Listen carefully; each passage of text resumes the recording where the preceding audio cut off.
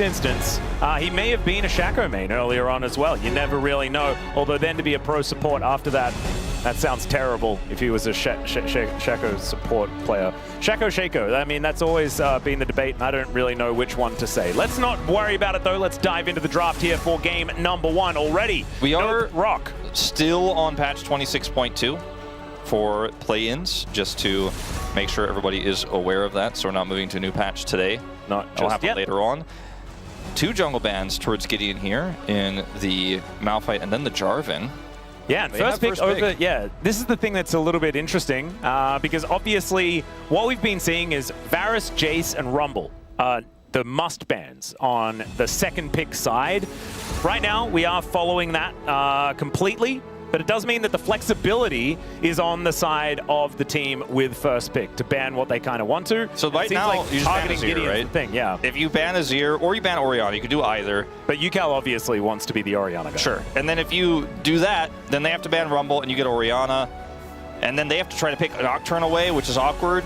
They probably don't want to do that, so you have your opportunity to pick that one up as well on third. You can just ban Teemo and then you can force them to pick the Rumble and then get Orianna Nocturne. Yeah, that is a great way to do it. Or ban Vi in this case, which is actually. I really thought Teemo would have been the right call. I kind of personally, I know UCal is going to pick up Orianna because it's UCal, and his impact over Riches, we have to be honest, is stronger. But I kind of feel like most teams would take the Rumble here, actually. Instead, they'll take the Orianna. And because it's difficult to deny that Nocturne, that probably will still come through. Well, let's see what they get with this Rumble, since they were the ones who banned Vi. Because Vi Rumble is quite powerful. Now they can't get it anymore because that was the kind of throwaway ban you were alluding to in the trade. I mean, I think you can go Rumble and then mid-matchup or Pantheon. Pantheon's also very, very strong at the moment. I was thinking that perhaps you could bait them into maybe going for a Scion pick, something like that, and then getting a Rumble Trundle into it. We've seen that find some success here in the LCK Cup so far. But, I mean, this pairing is just kind of redonkulous. This kind of makes the Nocturne pick just, it has to go through, right? Because the Pantheon needs to be matched in sides, you have to think. Now, this indicates a little bit more focus on Geo in draft. So, but it's setting up a better front line. And he's a decent ball carrier as well. Could just audaciously charge into the correct location and set up the shockwave that way. This Milio hover is interesting, but I don't think it's real. And we'll see the Yunara to follow here. So that aligns with this pick over the Nocturne. So I do see it there. Yep. I do, okay, the Corki going to be coming through as a response. This makes a whole lot of sense. We've seen Corki into Yunara so many times, especially in game 1s. But foregoing locking in your entire top side of the map is kind of interesting here. Oftentimes we do see top laners picked up at this stage, and it might mean that we'll see a lot more top lane bans coming on through, unless we see the need to ban some supports. And that is exactly what the Bros are going to do first here, with Brad being taken away. Well, interestingly, Nico has a really strong place in this draft here for Bro. I think that DRX probably should ban that one away, since Bro do have pick priority here. Yeah. And so they were trying to ban the Bard to say we'll have the winning lane with Nico no matter what. Then they'll ban the Nico, and then perhaps we'll see a Lulu ban eventually here, as this is kind of a unique position, like you said, with top lanes being left out to dry thus far. But I think the same general draft ideas will apply here with the split bottom lanes, and support will be the next to go. Now with both the Nico and the Bard gone, you could ban the Lulu if you're afraid of it, if you don't want to lane into that. And they I already wrote the Lulu in. Like they were gonna put the Lulu in the bag unless you took it out. I wonder now though if you just try to ban something from Roamer, but there isn't a glaring pick here that stands out and says, okay, this is what we're gonna play. Nautilus? Rise. Nautilus also could be banned because it point click on the Yunara. But the Akali, okay. So a decent matchup into the Orianna, which is what they were thinking of there. So Roman not going to be able to play that. But now let's see exactly what they're going to be collecting here. Obviously, there is, Roma still had his pick to go. I think I mistakenly said that we needed 2 top laners. But we're looking for a mid laner and a support. Looks like it's going to be an Alistair consideration. Top lane Sylas, anyone? Probably not, but I'm now wondering with Alistair basically means you can play anything and win the lane. So they can really go with whatever they want here. And I think the Nautilus that you mentioned earlier can work quite nicely here to help lock down, set up combos. And that is exactly what they think as well. All right. And now, what do you want to counterpick this Rumble with? We've seen a few different picks. The Ambessa can work. It's not going to be an easy matchup to play. Rich is going to have to pilot this well, but it gives them even better setup to get on top of this Corki. Anyone can follow up the Nautilus ultimate, right? And there's already a great front line in this draft. Now, I imagine you're looking at Rise pick or bust, right? Like, there just really isn't anything else. It can pair well with your Pantheon and sides. It's a lot of magic damage, but I think it's necessary here. This is the mid-meta. It is so constrained right now. Yeah. Not only because we usually see those bans on the Azir, right, the Orianna. Look at how many mid-bans we have. We just have the Azir and the Akali, and yet because of tiers, you don't think about the matchup as much as you think about which mid is the strongest, which mid is going to have the most impact around the map and in sides and with scaling. And Rise, unfortunately for Bro, really is the only pick that fits the bill. So even though they had final counter pick, doesn't feel like they got a gotcha with it. They do now have the double global, though, of the Realm Warp and the Grand Starfall.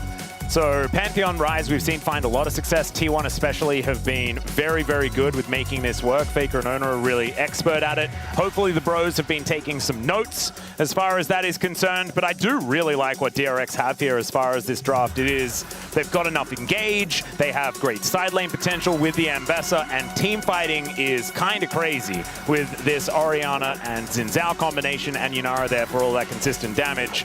I think the bros are not going to be too upset with how things are going here, especially in the mid game. That Corki can really find some value, but I think if DRX let this game go late, if we have some Broen and some Bruin, then we could see the bros in a little bit of dire straits, and we know that it's going to be Bro and Brew. I am just super hyped for this bottom 2v2, because for once we don't have a range support down here. Yeah, true. It's be all skill-based in the bottom lane. It is an even keel between these two squads. Let's dive onto the riff for our first best of 3 of the play-ins.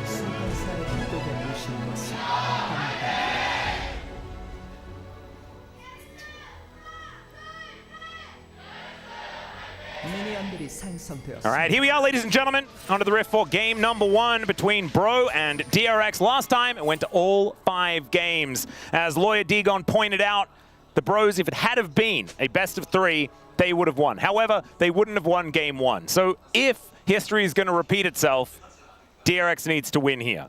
That's kind of how it goes. Yeah, that's true.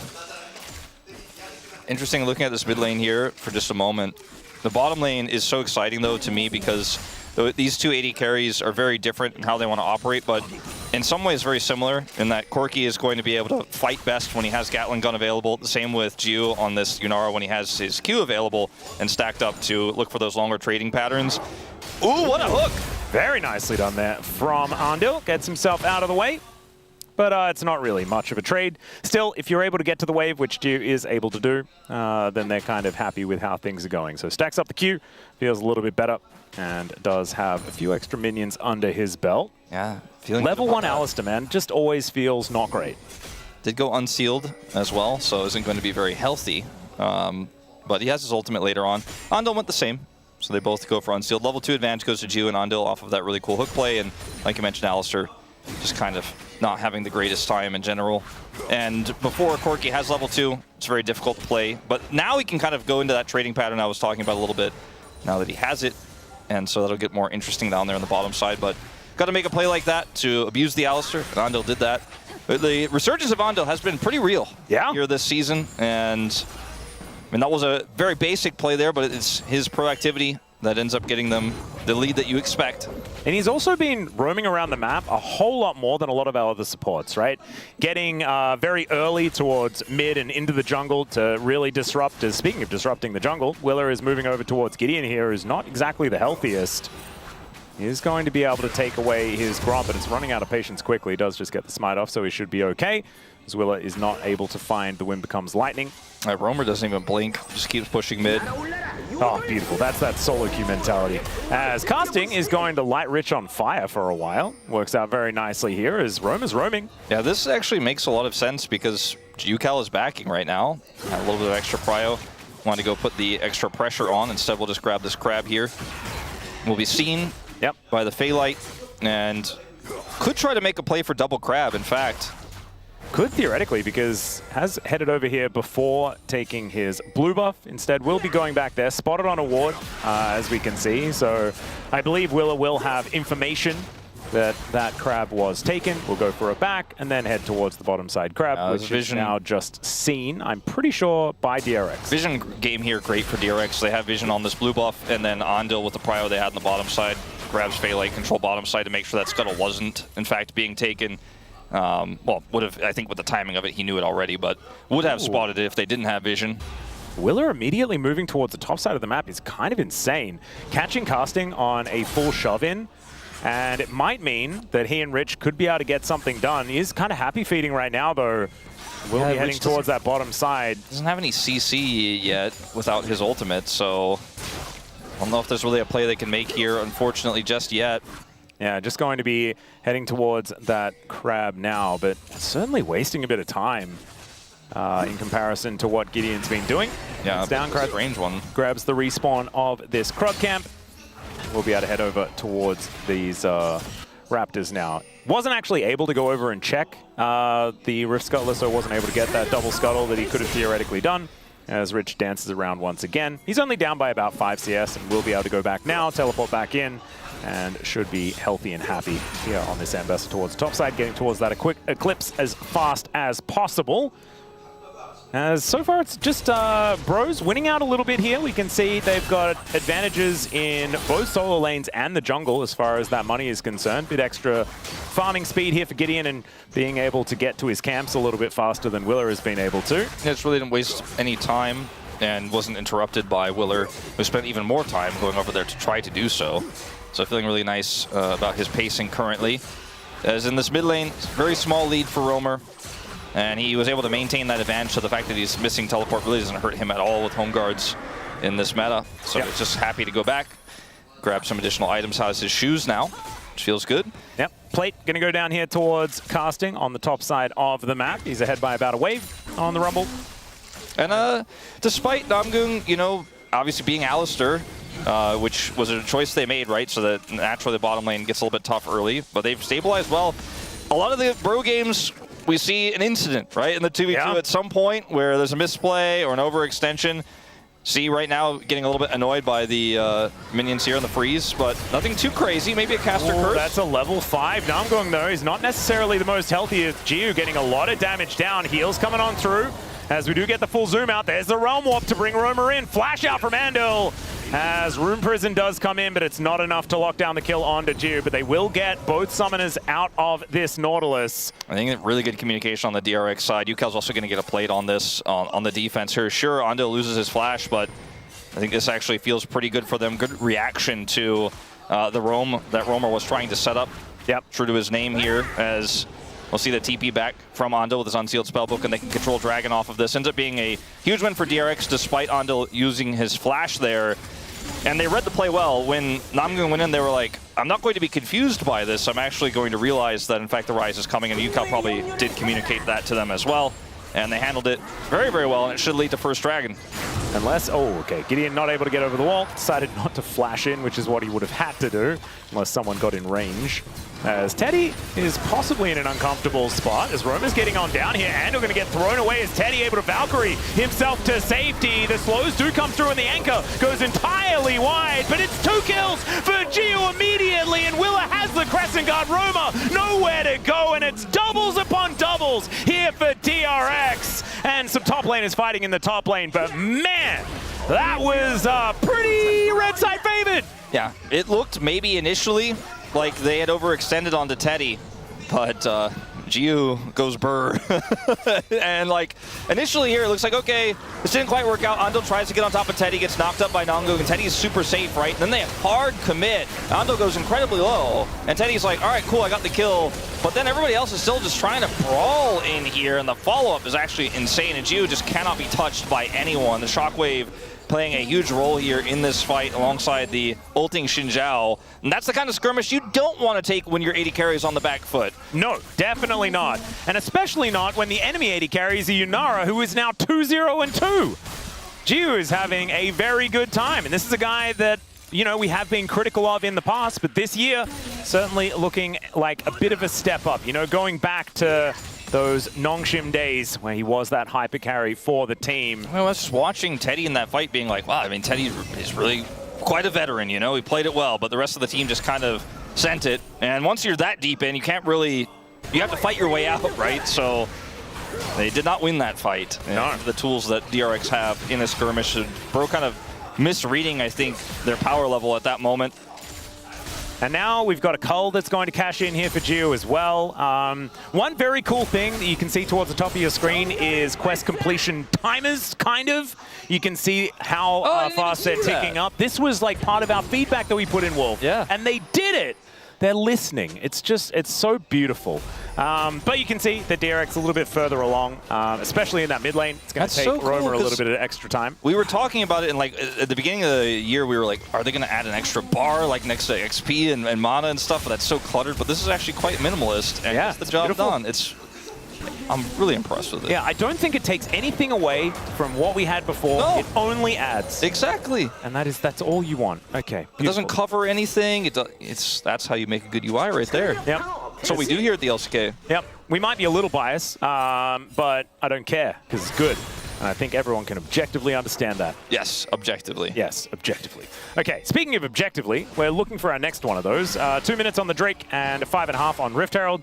And so DRX are hunting in the enemy jungle, looking for something to do. Looks like it's just going to be a crab here for Willa, though. It is somewhat of a big deal that this Ryze has grubs unlocked. And it's Gideon.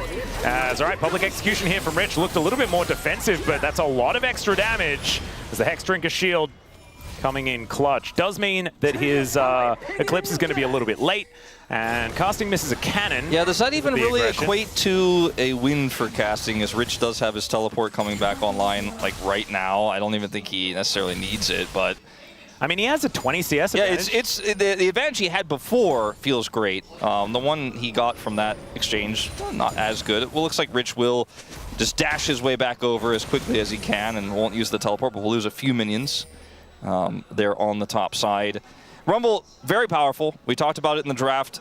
This draft does have at least the Pantheon kind of point-and-click easy setup for the Rumble ultimate. Yep. And obviously the Alistar can help hold people in place. But the Rumble ultimate is going to be really important for these early to mid-game fights that Bro are going to find themselves in because this Yunara is so online so early. Equalizer placement is going to be paramount. And the fact that this Ambessa is behind right now really doesn't matter that much yet. Like, it's not like this is a, you know, really strong pushing Rumble that's going to start solo killing Rich and or taking multiple plates. So yeah, that advantage doesn't really matter as much as the gold that you see on the top of your UI might indicate here in the top lane. And Roma should be able to get all of these. Yep, very nicely done. Connects the Q. Rich actually went back to base and just didn't buy anything at all. It's kind of interesting. I'm pretty sure.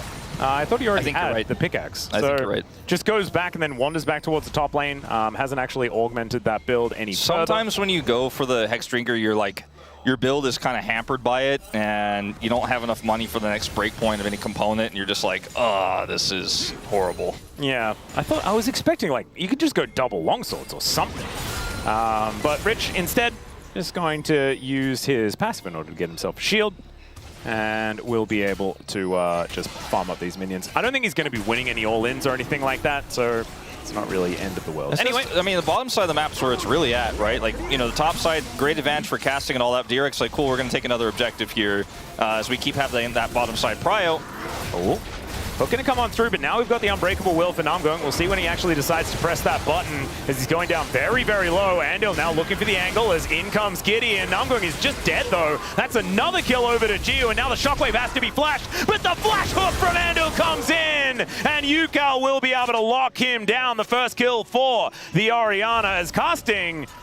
Was he interrupted? He was. Yeah, Rich manages to get the ult off. Beautifully done. But that's kind of on casting, probably, right? Like, when you're channeling that, it's pretty tough for the Ambassador to not interrupt you.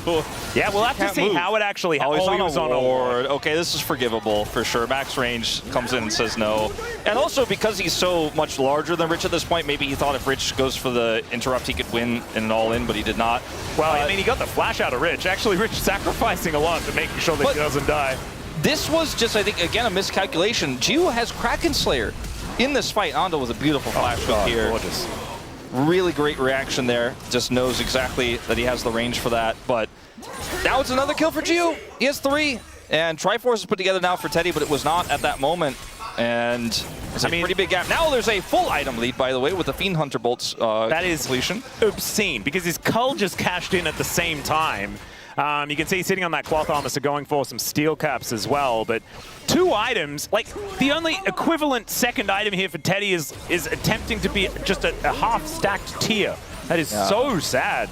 And the Corki is supposed to be hitting spikes around this time, but it's Gio that's hit 2 items right now. You can see the Caulfields was just picked up for Rich, so what he was trying to buy finally does now have that in his inventory, along with some very magical shoes. Yep. Let's get those at New Balance. Yeah, the freebies. Hey, I was just there. Yeah, but they don't have magical footwear there, I checked. No, nor do they have quest timers, so it's not really a thing that I'm... I also talked to Boris, and he said I couldn't buy them if I didn't have the right rune. Oh, really?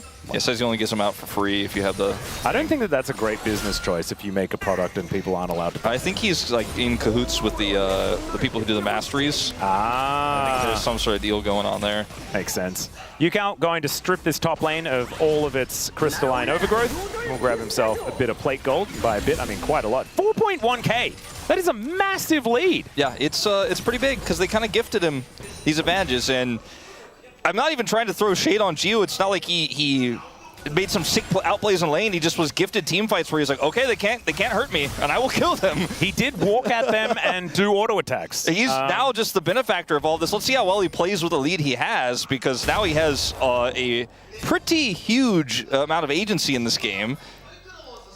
Well, we're seeing now a max range hook yet again. Andal, is he just the GOAT? I'm starting to think that perhaps he is just really good. I mean, I know that's just a cue, but still, it landed quite nicely. As Willer's going to be able to steal away this blue buff. That is going to be the result. Notice, okay, Willer flashes for this. Flash smite. He flashed in front of the rocket, I guess, or maybe just pressed the wrong button.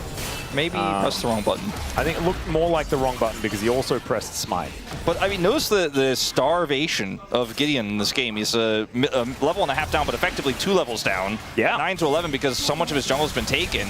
And he can't even get over here to get involved at all. Command attack is doing a lot of damage here from Yukao at the same time with his torch already built up. Roma's moving over, but let's see whether he can actually get anything done as the Grand Starfall does get Gideon in there. That's going to be the steal away, though, as it went down to about 1 health. Shockwave is going to connect as Gideon's going so low, but the Aegis does a fair bit of work, but there's a public execution as Teddy will be taken down. Now Rich's turn to get involved as DRX wipe out 3, and the rest of the bros just have to realm warp themselves to safety. But I think Roma should have aimed that one at game number 2 instead of this, as another hook weaves around the turret, and Gio says, I can't be bothered walking over that way. I'm just going to take this plate. Yeah, so the resurgence of Andal, that's really feeling it still.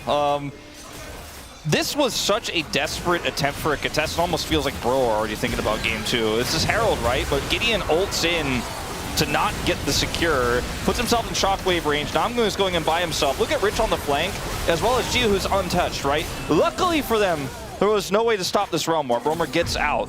They're very lucky for that one, but I don't think there was really anything in that play except maybe we'll show up and they'll make a mistake. As I know they know that they're super far behind and they don't want to give a Herald up, which would have given, you know, mid turret for free instantly. Turns out they're going to lose mid turret anyways, and maybe even more with the Herald.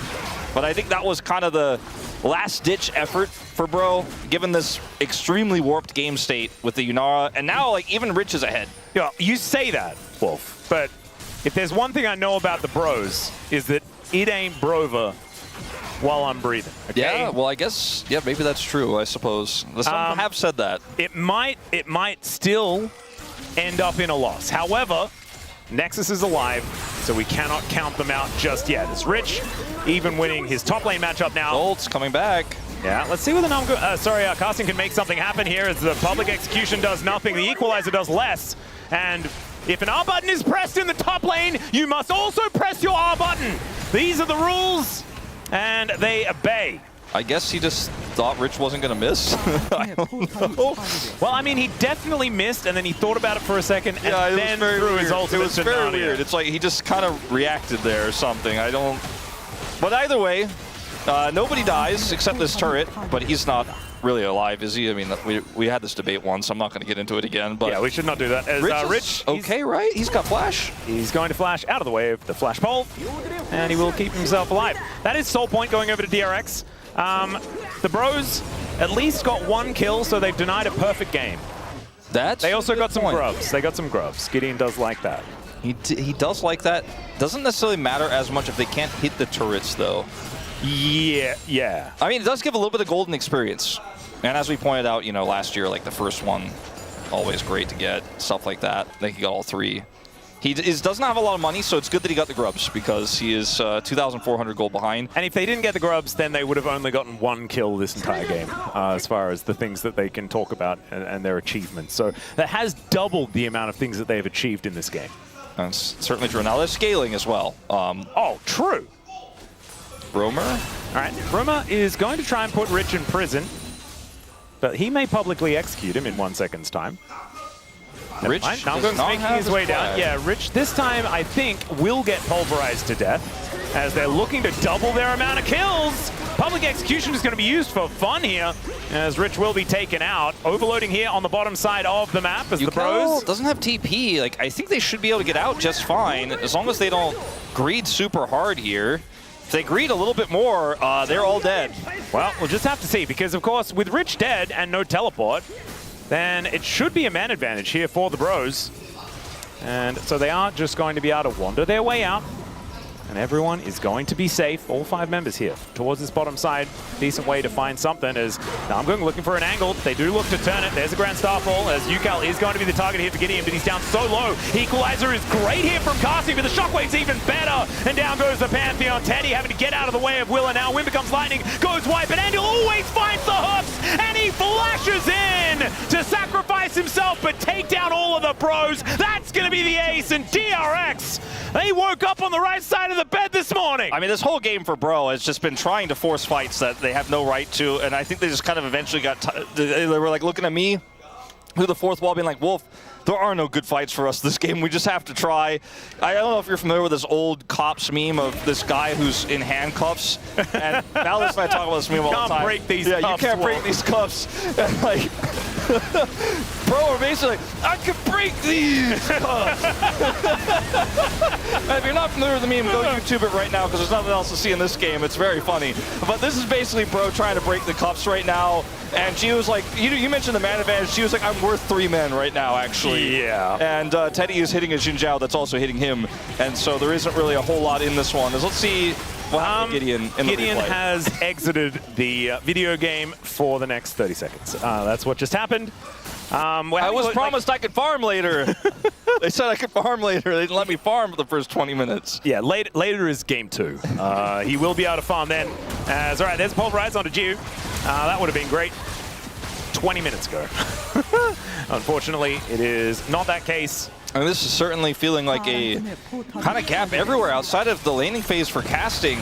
You know, Bro just are getting outclassed in every position, and the team coordination, coach comms without DRX look great in this game. The coordination is just much better. They've been able to basically just absorb all of the pressure from Bro, who played this scaling comp like it was an early game comp and found out that it's not.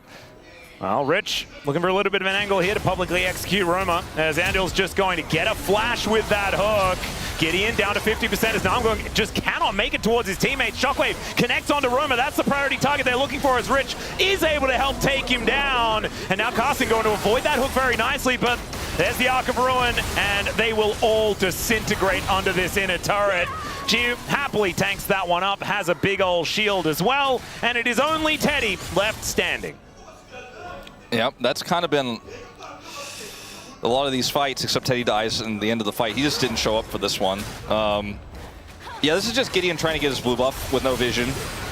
Yeah, not allowed to do that. And here, Rich doesn't have ult, so he needs a little help. Andil, by the way, would have hit this if Romer didn't flash it, so another great hook from him. Gets the flash out, he retreats, absorbs a lot of the pressure. Namgung tries to rotate in, loses his ultimate while trying to buy time for his teammates on the bottom side. And as you can see, Teddy, he's just like, nah, I hate it when the Xin Zhao is autoing. He keeps doing that in these fights. I'm out of here. Sorry, I can't join. Namgung did that thing where he walked into the jungle now, so the cow is dead. And Willa looking for an angle towards Teddy. He can audaciously charge towards him if he wants to, but decides instead he's going to hit a minion with that button. Doesn't want to go underneath the enemy turret. And Namgoong's defense, he is playing Alistair 15,000 gold behind with no ultimate and no aftershock, and he has a Zeke's. You know, he's just, I mean, right he's not now really playing the game. We shouldn't really be assessing Bro's play at this stage. They're going to get publicly executed. Both of the carries just eviscerated here by Rich, who gets a big old shield to keep him alive. Casting now down to 50%, but there's the hook onto Gideon as Namgoong does get a headbutt back onto Rich, but he's happily able to dash his way out. I say happily, I mean he limped. But still, it's a triple kill here for Yukal on this Orianna. Can he get a penta? That's the question, as the bottom lane's still up here for the Bros. I think enough time has passed, and DRX are just going to get down to business here and take down these Nexus turrets. My goodness, what an absolute statement game in game number 1, and what a time to do it here for DRX as well in the first game of the play-ins. It's looking very different from Super Week here as they take down the first Nexus of the series. Oh, I think there's a lot to contextualize about this game, and I still firmly believe we're going to 3. Remember, if you just tuned in and you're like, wait, 12,000 gold lead, sub 25-minute game, there's just no way that there's any chance Bro can go toe-to-toe. Imagine doubting the Bro and But also imagine missing the early game where Gio was gifted so many kills that he got a Kraken Slayer, and then they fought into him again when he had Kraken Slayer item advantage, and Yunora ended up with like 5 kills at 15 minutes and was able to just take over the game, while the rest of his team was also benefiting from those fights that we kept seeing opted into here by Bro. Gideon getting outclassed in the jungle, and Willer, I mean, from minute 1 was basically already on him. God. This was a very one-sided game. Yukal and Jiu both were deathless in this first game, but... And what was our biggest bit of feedback out of the draft? It was picking the Orianna over the Rumble. Do it again, every single time, DRX. That was, yep, that's the way. And Yukal has been prioritizing this champion every single time. The Bros must have known that it was going to happen. Unfortunately, they did not have the answer. However, this is not a you mess up the first answer and you're out kind of test. They have another chance. The Bros, let's see whether they can keep themselves alive as we go to a short break. The space is going to then break it down. Lawyer Degon is going to tell us why this is actually good for the Bros, and then we'll be back for game number 2.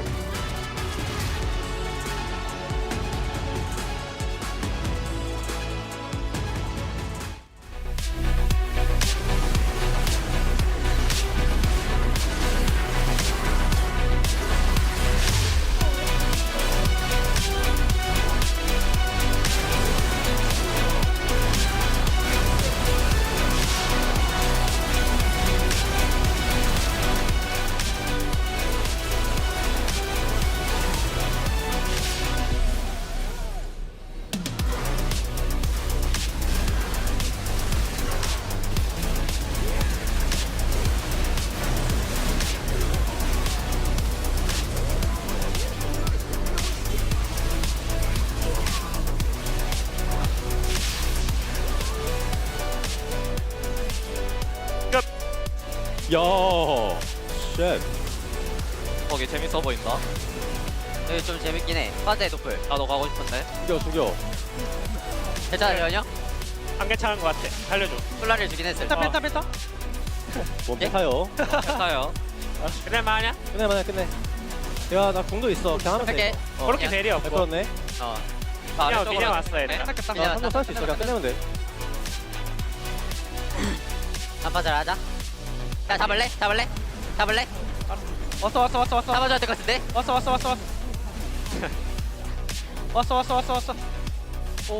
타워. 하이븐? 타워. The game was not even a game.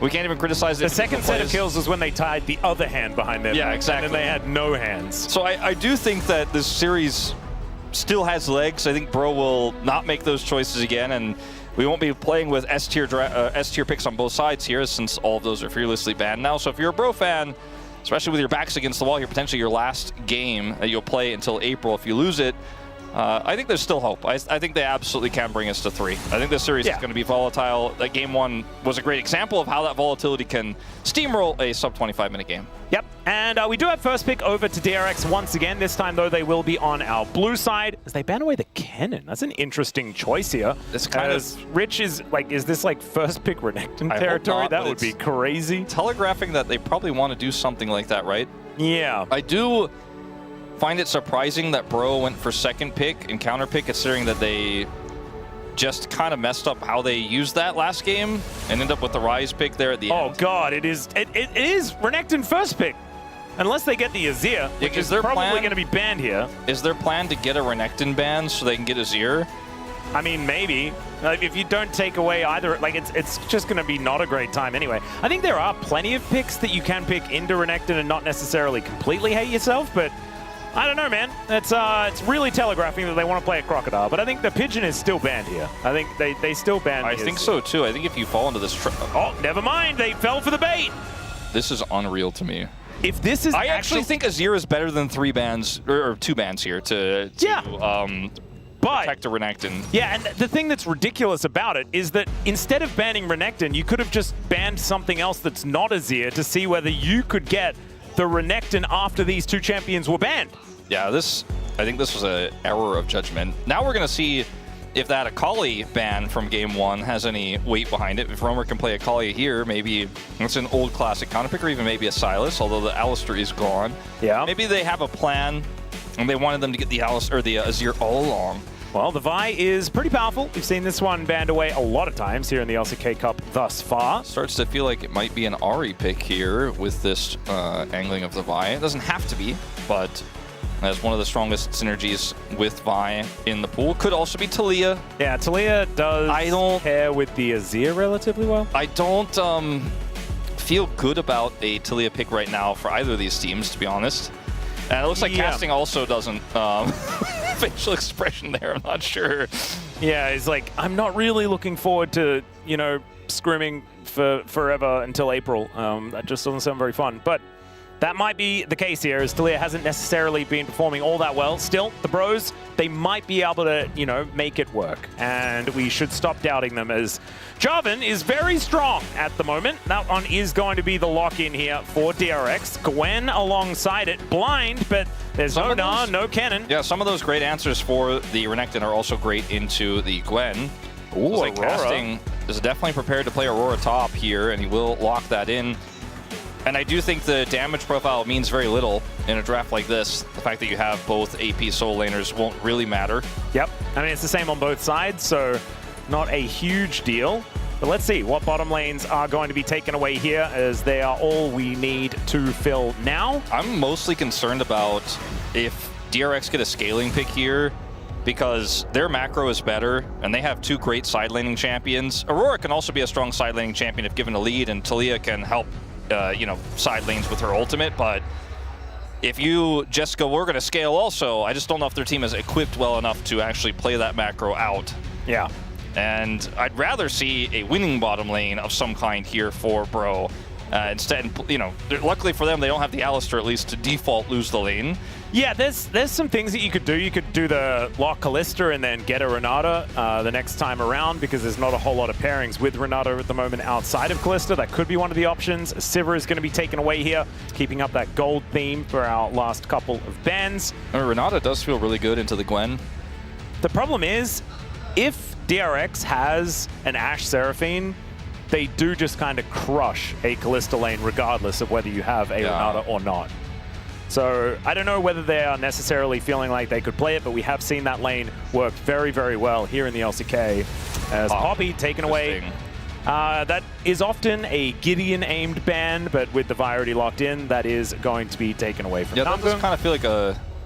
You can't play this pick to lose lane. You gave him a bit of a freebie. Everyone knows my opinion on Poppy. It is very good into the Azir, Jarvan, and the Gwen. No, everyone knows my opinion on Poppy. I think Poppy support is not very strong right now, especially in a scenario like this where everything is all slocked up. But I would have rather seen a ban like onto the very free and very safe Ezreal. But they are going to go for this pick that...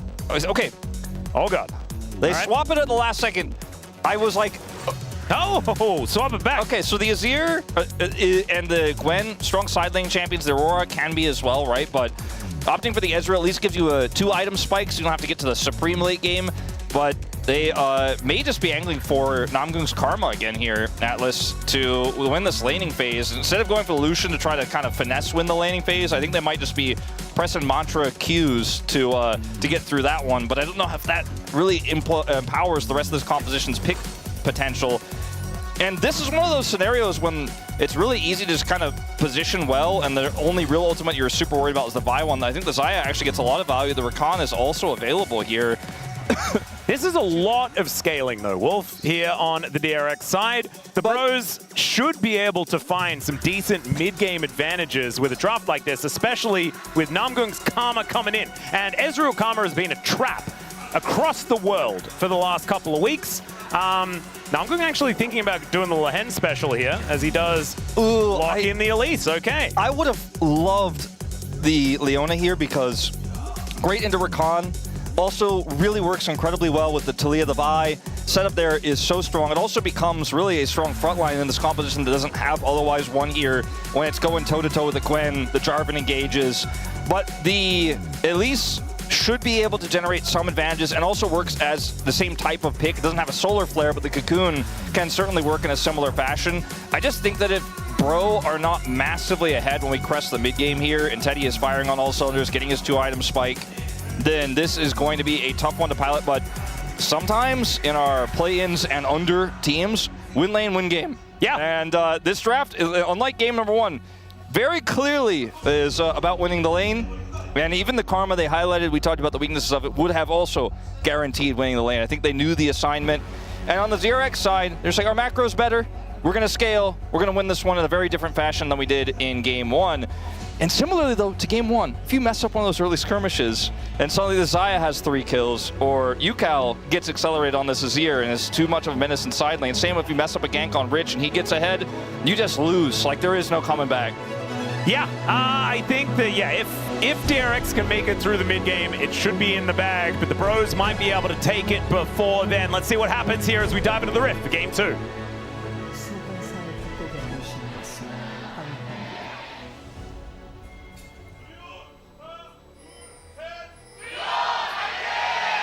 Oh, Bro fans in full voice here, as it could be their last time on Summoner's Rift here for the LCK Cup.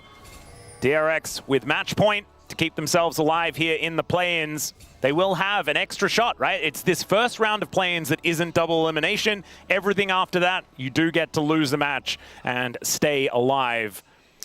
This is a bit of a Namgung special. We've seen him play it already.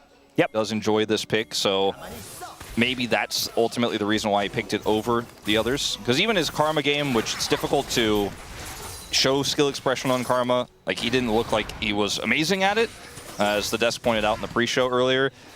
But it's a pretty simple one. But this one definitely feels like one that he definitely has mastery on. Yeah, so I like that angle. And it also saves for game 3 some of those other picks. And the thing that is a little bit worrying is that Gleaming Quill healing will be coming through here for DRX. And so, because this lane is pretty all-in-y, you can get a lot of damage down. The problem is, getting damage to stick is quite difficult when you can't just kill them. So the Bros, with a fair bit of control here, because they should be able to win a lot of the trades. Over time, DRX have the sustained advantage, so things can be a little bit troublesome. Since he's played since Season 14, Namgung is actually somewhat of a Academy veteran.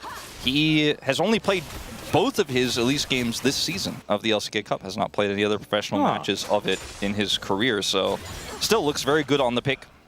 Maybe some scrims telling some stories here, because we have actually seen it banned away from him before as well. Yeah. So people understand that this is something that he has put some time into, as Yukal and Roma finding one another here. Yukal looking a little worse for wear here in this lane, and this is what we kind of expect, for the Bros to have early advantages, and DRX just wanting to bide their time and get their scaling out. That's all right. There's the ward going down. The second one here, Namgung just trying to wait patiently for his opportunity to cocoon. Yeah, clearing out all of this vision. as Andal gets another Gleaming Quill. Every time those hit, it's a problematic time, as Rich is going to Ghost away from casting, deciding to go for Ghost instead of Flash. It's kind of crazy. It almost implies that there will be some sort of jungle attention to the top side of the map in this game. But I also think it's a very powerful combat summoner in terms of team fights later on. The problem is that when you want to be a powerful side lane champion, missing teleport really hurts. Oh, he took teleport and flash. Or it's flash, sorry, excuse me. So that makes sense. Making sure that he has the big old shield. We've seen so many top laners do not want to give that up. Yeah, for that moment, I was like, it's actually insane that he does not have teleport on his Gwen for so many reasons. But I'm the one who misread, and he just doesn't have flash. Nope, it's okay. There have been some spooky things that have happened so far. This draft is looking a little weird here for the Bros, but let's see whether win lane, win game is going to work out for them, as the Repel will avoid the grand entrance. Clean here from Namgung so far, generating a small lead, but not, I think, the lead they were hoping for. You mentioned the Rakan healing. It's really coming in clutch. Yep. And the thing is, Andal is still playing an engaged champion. I think that DRX really rely on Andal to make the calls, make the plays, and he is on a champ that can definitely get that done. As long as he can avoid the rocks. Obviously, Roma is going to make life for the Rakan pretty difficult. Speaking of difficult lives, Rich's life is just not great at all up against casting here on the top side.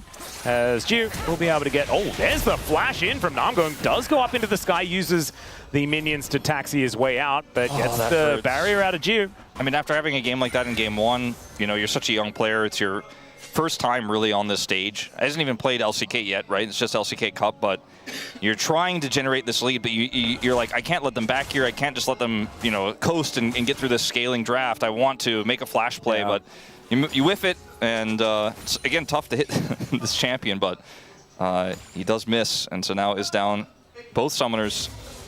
Yeah, this could mean that the Elise is killable here towards his bottom side. Obviously does have Repel, so can be a little bit more slippery, but casting is going to be pushing this wave back towards Rich, doing his very best to zone him out of as much minions as he can. But Rich is actually doing a decent job picking up what he can find. You can see there's a massive stack of minions. He's only going to be behind about a wave, which is what you'd expect with the huge range advantage that casting does have. Pretty difficult to stack up the snips. 15 minions probably conga lining towards there. Does need to be able to get as many of them as possible. He is very healthy, so I think he should get most of them. All right, they're looking for the angle. There's the flash out of the Emperor's Divide. Is now Gideon making his way forward. Gets knocked up, though, by the flag and drag, as the 2v2 is coming on through there. Roma gets a little bit frustrated with these minions, and great sidestep from Willa gets him out of the way of the seismic shove. The walk strategy working so well for DRX here today. If that Vault Breaker connects onto UCal, I think this could have been a really, really favorable trade for Bro. It's not able to quite land it there. The Emperor's Divide in his face. I think might have actually just been right out of range, but either way, UCal doesn't have to flash, and they end up winning out. But it was a great flash from Romer, and they were setting a trap. This does not work out. There's a Dragon take here, a little bit aggressive, but they have enough control with this Elise. Yeah, midwave looks to be in control by Roma, and that is going to be that first Hex Tech Dragon taken here by Gideon. Next straight going to be an Infernal, so we are not necessarily with the greatest of soul options on the cards, but, you know, Cloud is still there. We did, I guess, realize that it was going to be a Chemtech Soul earlier on because of Orcs' reaction. And so we'll see whether that does indeed come to pass. Yeah, so far here, you know, we saw a mid-gank attempt, you know, and the counter gank there. We saw the flash attempt from Namgung to look for the play there in the bottom lane, but did not come up with it. And it's Bro just getting a solid lead from lane, which is what this comp is designed to do. Yep. But they want more than this. But at least they were able to secure the Dragon. They've been able to control all of this early game thus far. They wanted to have a bigger advantage, obviously, with that flash play bottom side. As this is a greedy play from Onda, but he is Rakan, so he should be fine. Yeah, just dances his way out of that, or enters his way out of that. Yeah, it's a tough ability name to use as far as an exit is concerned. But yeah, it's weird. It's an escape, you know, but it's also an engage. It's like Relentless Pursuit is often used not to pursue. In fact, the opposite. But if I learned anything from Pokemon, you know, you can still use Pursuit even if they aren't switching out. It just does more if they are, you know? Just do it for the 40 base power instead of the 80 that you get if they are switching. It's absolutely fine. So fairly true. Yeah, no, it's a good analogy. Thank you. That's what I'm here for. That's all right. Willa going to be taking down his last camp here. We'll see what he does after this one is going to be taken. Possibly some grubs. Going to be up in 15 seconds time. Yeah, Gideon is actually heading towards his wolf camp right now. They have a lot of vision set up here, though. And you can see Namgung is channeling, looking for a potential cocoon angle here for Roamer to then shove. But very safe play from DRX. See if Gideon actually joins this fight, or if they just give this up simply. Yeah, he is down towards his bottom side of the map, has his blue buff to take as well. Looks like they're just giving it up. Yeah, so Grubs going over to DRX by the looks of things, unless Willa decides that he doesn't really feel like it. It's kind of crazy with casting, actually for the first time really in this game, catching a wave as well. And they're just not going to try to play around that Aurora topside lead or anything. Yeah. Let it go. Ooh, Andal doesn't spot Namgung in this area, but they do have vision. And so Namgung just going to be going back. Gideon should be able to collect this Rift Scuttler. I just think with all the vision in the fight that we had there around the Grubs, it was pretty transparent to DRX that they just were not going to go for the contest, so they played safe bottom. And so there's no cross map. 2 Grubs go over, not the third, interestingly. Yeah. Just going to leave that one there. Willa just not really feeling like taking it down. I mean, 3 Grubs for this Gwen Azir is pretty insane, and they already have 2 of them. We'll see if they do end up securing eventually that third one or not, but I mean, I'm guessing the answer is probably not, but still 2 feels good. What they need on the side of Bro is to get as many Drakes as they possibly can, or just kill Jiu here, who decides that he doesn't need to Feather Storm, and he didn't. True Shot Barrage would have almost killed him. Doesn't even press Barrier. Yeah, I press Barrier there every time. I think I flash and Barrier and Feather Storm every time. But Jiu instead presses none of those buttons and does look to just go home. Didn't even have boots. It's just super calculated. He does theoretically stick around because he has all of those buttons still. He can actually hang out underneath this turret without worrying too much. Pulls back the feathers here, as it should be a plate going over to Teddy. Not quite. A little bit unfortunate. We do head towards his top side just to see Rich securing a cannon. Beautifully done. Yeah, no, last time I talked about the Rumble 400 gold advantage. It's almost the same thing here. Really unfavorable matchup for Rich. But, and I said like, oh, the Rumble can't really solo kill, doesn't necessarily matter. The Aurora kind of can. And even with a small advantage like this, you have to be very careful. And this lead can balloon a little bit. Oh, yeah. And we saw from Keen last week that Aurora can really get things done in the team fights, hitting his first pentakill of his career. See whether casting can channel some of that. As Rich dashing towards him does have the mist there to stay a bit immune. And when you are an Electrocute Aurora, you just kind of press buttons towards the enemy and naturally win. And unfortunately, Gwen is melee, cannot touch the Aurora, and does not want to ghost towards her either. As you can see here, just kind of bullying him, as looks like Willer will finally get that third grub, in fact. So maybe Rich isn't touching the turret now, but he will later. As this bottom side is really where Bro have played around. They end up getting the first dragon. They're going to grab 2 here. But I do think DRX are kind of like, we're scaling. And then they're right. Yeah, speaking of right, actually he went left. I guess based on where he was going, though, he went to his right. No, well, DRX was like, he's right, and so I'm going to go left. Right, there you go. And now we just see this dragon getting taken for free here, but see what soul we get. The 2 individual Drakes themselves are powerful, as we are even going to see a TP from Yukal with that item completion. It's too slow, though. And it is Chemtech Soul. We knew it. Thanks, Ox. Can we get him on camera? Yeah, maybe can we do a pip of Ox right now on the couch? I'm sure he's or just watching. a not Ox pip of him just not being there, because that's probably what's happened. As Rich, with some needlework, does throw that one out, and yeah, see? No Ox. Doesn't pay attention. That's why we get the Chemtech Soul Susture in chat, please. We already knew. Yeah. It's normally... He's not beating the allegations. Yeah, this is the thing. Normally, if we say it ahead of time, we're like, this is the time for a Chemtech Soul. It's going to be problematic. He gets it together, but this time not the case. Surely it won't be a Chemtech Soul in Game 3. No, that's impossible. Right now, Bro have a lead, but this gold lead is kind of fake. Yeah, we've pointed it out already that DRX's comp in the late game, like the front-to-back team fighting, is just kind of absurd. The ability to get value out of the Rakan is something that, you know, Roma will be able to control to a certain extent, but I do think that the quickness will be able to get some kills, because there's not a whole lot of tankiness here on the Bro. And I also just don't think we've even seen a single Cocoon land this game, and the Elise gets tougher and tougher to play as this game goes on.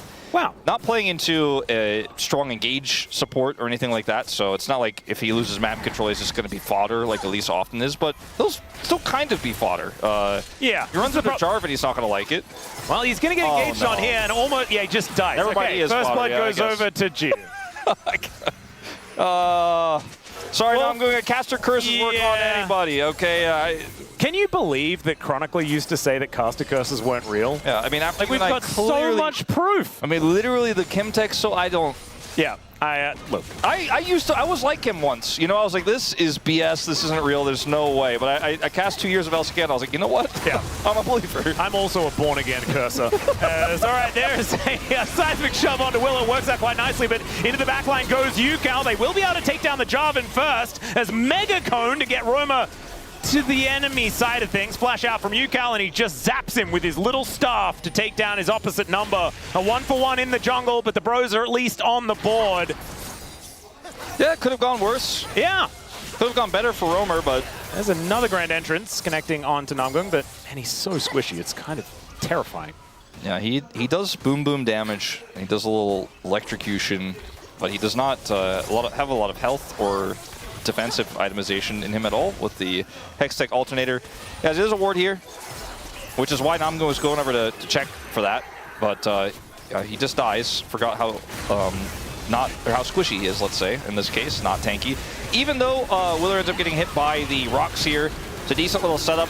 Gideon takes him out though, and then Romer blast cones himself to the wrong side here, unfortunately, but there wasn't really a good angle to go for, so it ends up being a trade. Yeah, gets a flash out of Yukal, so that is certainly good news. And Casting making his way down, getting himself an assist. He's got his Blackfire Torch. I think that this Aurora is going to be a huge part of the win condition here for the bros. So good to see that Casting is off to a great start. What DRX need to do in this game in order to really solidify their position and get to the scaling part of the game, and everybody's building Zeke's now, Ando's building it again on this Rakan. Yep. It's not that crazy on Rakan, but still, I mean, this item is just in every game. It's gone in and out of these Rakan builds a whole lot over time. Yeah. I used to love building it, even when it was a very different item. I don't think anything's going to eventually here, but what I wanted to say before I just noticed that Zeke's was that looks like Yukal's going to be fine. I want to make this point about how I think they have to force Casting's TP somehow so that Rich can get some alone time. You know, that's really what they need to do, and now Rich doesn't have TP himself. So if they can force Casting's TP in any way, and Rich gets some time with these turrets with 3 grubs, that's how this Gwen is going to get online.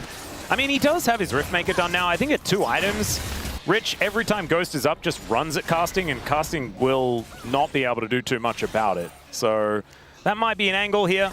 I think it's mainly the early game that the Aurora is really going to be feeling great, as Roma throws rocks at Andal, and Andal has Celestial opposition, so he's fine.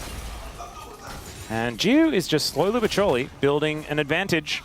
Teddy does really like the Ezreal, always has throughout his entire career, but we know that this Xayah will be doing a whole lot of work come later in the game, and this is one of the picks that Jiu really flourished on Nongxin especially. As Casting now just going to get ran out with scissors. We know that that's dangerous as the snips stack up and do cut him down a bit there. It did not use his ultimate. Yukal shoved. Yeah, nice shove. But looks like we're not going to be finding too much of a dive opportunity here with the wave clear of the Azir. Not very well coordinated with how that was set up either. I mean, they had both Gideon and Namgung there, and the shove was way too early. We are going to see a potential Drake take here. Weaver's Wall can be utilized to cut this team in half. Team fight, question mark? Maybe. Maybe not. Teleport is available for Casting, not for Rich, so not exactly a fight the DRX want to take as Willer's down to 50% already. Yukal was down here with the jungler at 50%. Like, I think that this should be Bro being able to retain some control here as Gio's just going to walk at Teddy. That Mystic Shot would have actually taken him down to about half, so good that that didn't land there for Gio. And all right, Rich, he might be able to sacrifice his turret if they do want to take this dragon. Theoretically, he could just run over and try and get something done after this back does come through. I think no matter what, this turret is going down, so let's see what he tries to do in the interim as he is running over to the dragon, and they are going to contest. All right. Featherstorm thrown out to avoid getting hit by an Ezreal ultimate. That's kind of insane as Yukal is going for a Herald ride. Let's see whether he can knock up Gideon. He does do so. Weaver's Wall comes down to split up this fight. As let's see whether DRX can get this one done. Andil's going to be going down. That is going to be the soul point denied. As Yukal trying to take out this fight. Gideon going to be taken out first. Gio gets over the wall, but they go between the worlds, and out goes the Azir via the Death Chamber. It's a 2-for-1 in favor of the Bros, but they don't get the Drake. That was very bizarre, the way that DRX decided to play that. It was extremely greedy, and luckily for them, they are able to secure the Dragon. So it feels like it's somewhat worth that they do, in fact, get that soul point away. If it was a real strong soul here for DRX, or sorry, for Bro, I think he'd feel a lot better about the secure. As I thought we were going to see the Shuriman taxi shuffle here. Like, I think that's what the idea was, but he just was like, there's not a setup. My team is holding Dragon. And then end up getting the secure. The sacrifice is there. Zondil does go down. And then Yukal is like, maybe I can hold my own here. I do so much damage. But he does not, unfortunately, do enough, and he does not have flash or his dash. So he is a second sacrifice for said Dragon. The Rift Herald also was kind of just tossed away by DRX in that scenario, trying to use it creatively in the fight. Did not work out. Yeah, this was like the Kanavi tech that we saw him use so many times, actually, throughout the LCK Cup, where you throw it down, use it in order to... it's kind of like an extra stasis and some extra CC to manage to run over your opposition. It was just kind of misused there by Yukal, unfortunately, as Rich is immune. Casting aware of that now. But the Gwen, going to be more and more problematic as this game goes on. Casting will eventually not be able to kill him. So we're getting to the stage now where the question becomes, can DRX turn the tides in these side lanes, right? The Azir and the Gwen. Right now, the Gwen not quite there yet. Nope. As we saw in that topside trade, though, getting closer if casting does not play respectfully. Or perhaps if there's some jungle attention here, that Ghost is available for Rich. Wow, they are running very, very quickly towards their opposition, as there is the Between Worlds, and casting doesn't bounce back to the sad side of it, which we have seen misused in the past. He is going to be absolutely fine. Still, ultimate now on cooldown, holds onto the flash. So casting absorbing pressure here. I'm trying to set up a flank here, but I don't know if there's a really great follow-up for this. Let's see what happens, as Gio is no prio in the mid lane right now. Yep. Namgung was certainly pretty AWOL at that point, but does make his way back. That was a very scary possibility there. There were a lot of different possibilities of things going wrong for either team, but I didn't. Yeah, I was a bit generally worried. Yeah. But ultimately, nothing happens, actually, with that Elise. Yep. 2-item spike here for Teddy is absolutely fantastic. This time around, Gio is not mega fed. They're, in fact, within touching distance of the gold between one another. And Teddy's popping off. Yeah, this is what we're talking about. Featherstorm has to be employed to avoid dying to the True Shot Barrage. Beautifully played there by Teddy and Gio. You just need to not get hit by a billion Mystic Shots. It's just kind of how it's done, as Gideon, with a point-blank Vault Breaker, is going to look to try and take hold of Andil. Not going to be killing him. I mean, we know Teddy's a pretty good Lucian player, but this is why he picked the Ezreal. Yeah. He's like, I'm going to 1v9. Okay, this is going to be about me. I'm just going to win the mid-prio by not missing anything ever. And he can also kind of do that on teamfight setups as well. He can just poke his way to huge advantages before the fight even breaks out, because he's inherently safe. Still has his flash. He's generated a massive amount of damage and pressure in this mid lane without really ever being under any threat so far. Oh, Willow is thinking about going aggressive. Didn't want to do so onto a repelled up Elise. Not going to be able to find too much of an angle there. And so I think if you're a DRX fan, still fine with how the game state is. However, the Bros with a 2,000 gold lead, obviously not going to be too worried about that either. As we get deeper and deeper into this game, though, we're looking to see whether the Bros can push that advantage further. Not as much brewing. Yeah. They should be trying to avoid the brewing where they can. And this is really the kind of game I expect all three of our games to look like, right? In game one, we had the incidents that happened where with the Yunara. Yeah. And the Hawaiian music and stuff like that happened. Casting is 2 levels ahead, man. He is pretty big. Like, this is what the game one could have looked like if there weren't incidents, right? Like, imagine if Gio had 5 kills in this game. We'd be like, well, I guess this one's just over. It's a 2-0. But now DRX are tested in a different way, because there's scaling side laners aren't online yet, and they still need to continue to apply pressure on Dragon, which is why that one Dragon secure might have been worth in the end, even though they gave over kills, because now they have some extra time. Oh, Gideon doesn't find the Vault Breaker, but there's the Weaver's Wall. Willa will be able to get away from that. Does have to use the flash, though, in order to avoid it, as now we've got the quickness coming in. They want to take down Gideon, but he flashes away. Grand Entrance is fantastic. The knock-up with the Flag and Dragon. DRX's team fighting looking so good.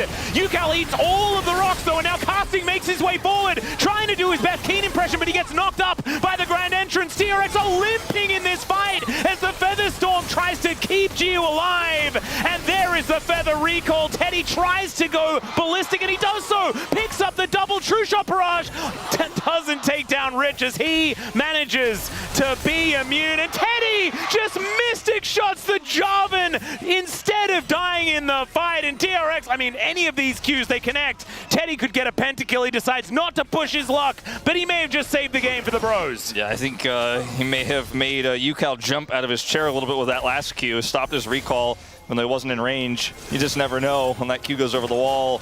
This fight for this DRX, was so close to them just getting aced. Like, this is almost a game-winning play from DRX to turn on to Gideon, because he's overextended here, right? And look at this from Ondil as well. You mentioned him on engage, on the edge here of Gideon, and the team trusts so much. They follow up here. Now, these rocks on UCal actually make a huge impact because he's not able to look for the ult that he wants, has to go golden here, and then Teddy gets the honey fruit. This is actually Valdez's worst, the thing that he hates the most about this fight. Then he has the Mega Cone to get back in.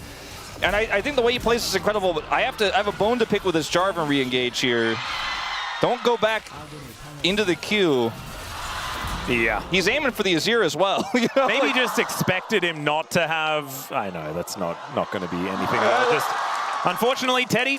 So Teddy 1v9, you know, we said he does that on Ezreal. I mean, he's the fountain laser. Now. He is the fountain laser. And that is also going to be the bros securing the Drake off the back end of that play. And so they aren't down in kills, but up in dragons, up in gold.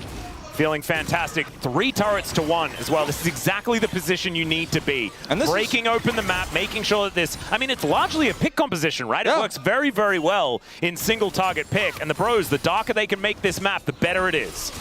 Casting and Teddy really pulling up the damage here is way ahead of where Gio is in this game. I mean, Gio does now have his Infinity Edge, so he's still scary. This is the Teddy angle that we saw. If you were a DRX fan last year, you were like, well, at least we got Teddy. You know, it's always a win con. You know, whether it's on Kai'Sa, Ezreal, Xayah, this guy gets to late game, he does do a lot. His value is going to be high, even if his team is massively far behind. Now his team is ahead. Oh, Grand Entrance coming on forward. There's the repel as Gideon gets charmed up. The quickness is so good here as Gideon's taken down. Roman's dead as well. The feather pullback is decent, but Willa's going to get taken down. Namgung still alive and is able to take down Gio, and DRX overextend. The amount of damage there, especially from Teddy, just disgusting. Yeah, I mean, Rich finally is able to get some alone time with the turret. There you go. Just moments before UCal got the top turret, so that's some injection into the Soul Landers, who are both alive right now, but that's definitely not a W here for DRX in terms of the team fight. Right now, Bro controlling these skirmishes incredibly well, and you have vision control here in the river. You can play through the choke, and they hard commit. And Ondil here, I mean, it's a great play from him, but I think that's really where the miscalculation comes through from DRX, because this is a fed Ezreal. My God, Teddy, yeah. And Casting, he's also, you know, he's pretty big. I don't know if there was any way they were going to win that fight. I'm also not sure whether Gwen is going to be immune as... Oh, never mind. Perhaps Gwen is immune. Rich realizing that he just wants to try and go for the fight. Let's see what he can actually get done here as Casting is his target. Oh my God! It is so close, but Roma finds the shove. Almost 1v3. That's nutty here for Rich on this Gwen. And with 3 invested into the bottom lane, Gio has a lot of DPS and they've got an Azir. Still, Gideon is going to be here to try and make this a 50-50, but they are just taking away the vision. Practical here, Joker in the coach box. Oh God, there is Andil. He stops the interruption, stops the denial, and there's the cease and desist. Speaking of stopping, that is Andil stopped as well. 3 Barons left on the map though as DRX, they make the cross map work, and the Mega Cone to safety. Oh, Valdez is seething today. As the Weaver's Wall comes down, Roma regrets his decision immediately and flashes away. And DRX, a bit of highway robbery here. I mean, any game is winnable. At this stage, you know, DRX end up losing Rich, but... And it's also a negative Rebel Baron power play. I have to remember that the gold for the Baron is not as high as it used to be. But, I mean, This here is Rich drawing resources, right? And the rest of his team isn't in setup for the Baron just yet. And in fact, there's a moment you can see on the minimap, you're watching the Azir, where he was coming down to try to assist Rich here, and then the call is clearly made for the rest of the team, especially the control vision they have around Baron. They're like, let's just go Baron here. Rich can buy time. Rich also, if you point out the play-by-play, almost gets a kill on top of it all. And that I feel like is one of the learning moments here. You could say you take away from Joker, right? Is they were able to make that decision. I'm not sure if DRX last year with that roster would have made that call macro-wise, but DRX make the right one here for sure. They're still pretty behind in this game. They're not in a great spot, but this buys them a second lease on life. It really does. And they've got so much standing gold on the map. This outer turret going to be the next one to be going down. And they should be able to get it with these Baroned up minions. Rich having a great time here towards his top side. Pretty upset that he didn't get the Baron because he would really like to make use of it. But he's starting to win in these side lanes. Even if he does have a level disadvantage, the Gwen, if isolated, still going to be able to do a fair bit of work as casting does chase him down here momentarily. There is a Baroned up siege minion just getting some work done. Thankfully, Teddy is ridiculously strong, so the bros are able to take that one down. The problem is, I just don't know whether this gold lead is big enough for the bros. I am starting to wonder the same because of the standing gold you mentioned. As mid turret is going to go down here very soon. And also the Gwen, even though she doesn't win quickly enough to really have side lane pressure, if they want to pinch her, they have to bring three people. And as we saw in that last fight, it's not necessarily enough, but that opens up other win cons, other cross maps. And now DRX, I mean, they just could take this dragon for free with all the pressure of the mid lane, and it looks like Bro are heading to a Baron that don't exist. Yeah, this is the thing. Oh, we could get the Baron. We'll trade. It's not there. That's obviously not what they were saying, but instead they're going to look to push top lane. I don't know. They just knew that they weren't able to actually walk in there. They didn't have enough control. The problem is that these neutral objectives just last 0 time. Yeah. Gwen, Xayah, Azir. So much DPS onto neutral objectives. It's just kind of crazy. Their PvE is out of control. A lot of vision here, and no reason, like literally no reason to go in. Andal, literally no reason. There's no Baron. He sidestepped the assumed cocoon. Nicely done. I guess if he got the Vi ult out, you feel okay. Andal is crazy today. I mean, Andal is just, like, this is game 2 as well. And Andal's performing very, very well. As, all right, casting is going to face check Rich. Not feeling too good about that one. As Rich will now just take down this control ward. Feel very good about himself. He's got the Dusk and Dawn build this game. He does a ton of damage. He is very, very threatening, as we saw. Mode, dude, look at this. I'm so immersed. I like it. All right, Andal getting some damage onto a ward. This red buff going to get stolen away here. As DRX thinking about going for a team fight. Cocoon going to connect max range onto Willow, but not too much more is going to come of that. And, like, the use by date that was stamped onto the bros. Sometimes, you know, if you see that you're at the time or like it's 1 day later, like the milk is probably still okay. You know, you could probably still drink it. Don't throw it out. It'll be a waste. But once you get to like 4 or 5 days afterwards, like that's going to be especially a bit weird. If it's like if it's a type of food that's not really dangerous. Yeah, but when like it's a cracker that's like 2 months late, you're like, well, I mean, it's a cracker. It can't hurt me. Yeah. I'd be a little bit more concerned. You have a canned food that's like going to last forever and it's past that expiration date. I'm like a little bit worried about that. You know, canned food does, you know, people say it lasts forever, but the expiration date might be like 10 years. You eat something that says it expires in 2026. You're like, oh, maybe this was made in like the year 2000. Oh, I shouldn't eat that. Yeah, that's the thing. But yeah, this comp is starting to run dry a little bit. This is like 2.5 days past and it's milk. Okay, let's just say that. And if it gets much further, like you're gonna have to throw it out. Look at his perfect KDA, by the way. Look at his build. There's been a lot of debate about Shojin's versus Endless Hunger, which item you get third. Teddy's like, listen, I just get both. I don't go double tier. That's lame. That's not for me. I 1v9. I'm about to be level 18 in this game. This game is all about me. And forget about expiration dates. I'm Teddy. I don't have one. My expiration date is infinity. Indeed. He's the veteran of the longest game ever. So we know that he is in for the long haul. As backing on a ward here is Gideon, casting. Oh, okay, so Gideon doesn't actually go back. I imagine Rich would have just ghosted at him if he had have seen the jungler go home. This is really tricky. This is kind of how you have to play sides, though, as Bro in this game now. But it's a really good lane setup because they know the Azir can't really get access to that top turret yet, but they're going to have to be quick. Is Ando? Namgung is going to go up into the sky, comes back down again, but now Willa going to have to flag and drag. Roma comes on over as Gideon gets into that back line. Ando looks for the angle, but he doesn't find it. Teddy just takes him out as now Willa flash Cataclysm to get on top, and they do trade the supports. Gideon goes down as well to his GA, and Willa is able to keep himself alive. Sundisk put in place as well as Willa goes back. I'm not sure about that one, as now Rich really wants to kill casting because it's personal between these two top laners as the Baron up again in 2 seconds time. Oh god, this is not the time that the Bros wanted to lose their jungler. Let's see how hungry Teddy is with this Endless Hunger. Does not hit Willer here quite critically. Look at how fast this Baron goes down though, man. It is kind of insane. The feathers are put together. I don't think this is going to be a steal as Willer did go down to his GA, but thankfully they had the recall of the feathers and Gio is able to lock that one down. So a second Baron here for DRX, and the Bros, they're just running out of Urgs. Yeah. The Urgs just aren't there anymore. It is so fun to watch Teddy just be like, I think I get him to GA. Like, hold on, it's playable. It does not work out. As this initially looked like maybe DRX overextend here, but Roamer does not really enter the fight in any meaningful way. Like, he actually kind of just wasted his ultimate here. Ando goes down, right? But there's just too many threats. The TP's coming through as we have a skirmish over Raptors that aren't going to really eventuate into anything.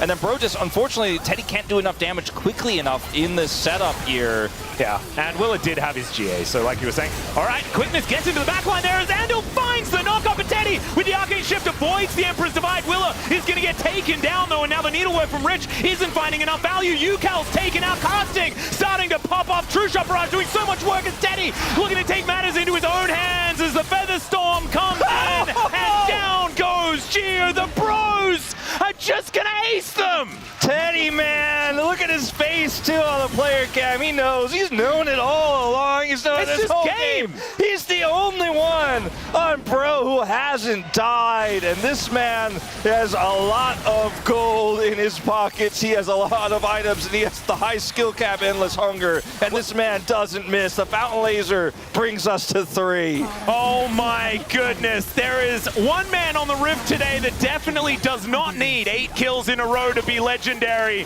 but he has them anyway, as Teddy 806 onto this Ezreal is going to finish off the Nexus. And as it was written, we will go to the 3rd game. There are a lot of times, just like Gio's performance in Game 1, where you see a high KDA, 80 carry, and you go, well, I'm impressed with the damage numbers, but I'm not impressed with the play. It feels like it wasn't about him. This was not that type of 80 carry game. If we had player of the game, Teddy gets unanimous. His performance on this Ezreal, deathless. So many of these skirmishes, if he steps one step too far forward over the line, he misses 1 or 2 of those Mystic shots, they do not win this game. He hard carried to an insane degree, and he shows that old man Teddy still has hands. He certainly does, and I actually thought that Andal's angle there was really, really good, but just not enough to get on top of Teddy, who outdamages Gio by 11,000 here in this game. And look at the gold graph, man! Immediately, as soon as DRX get the hint of a gold lead, and they lose grip just a little, they feel a little bit confident, comfortable, Teddy just says nope, and they just destroy them. So, this series is going to be going the distance, but with how it's kind of gone, it's going to be different than what we saw in the Super Week match in that best of 5 that did go the distance. We'll have to see who's going to be able to take Game 3 here after we head to a quick break and then see a very, very happy Dagon on the space here to explain what happened there in that game number 2.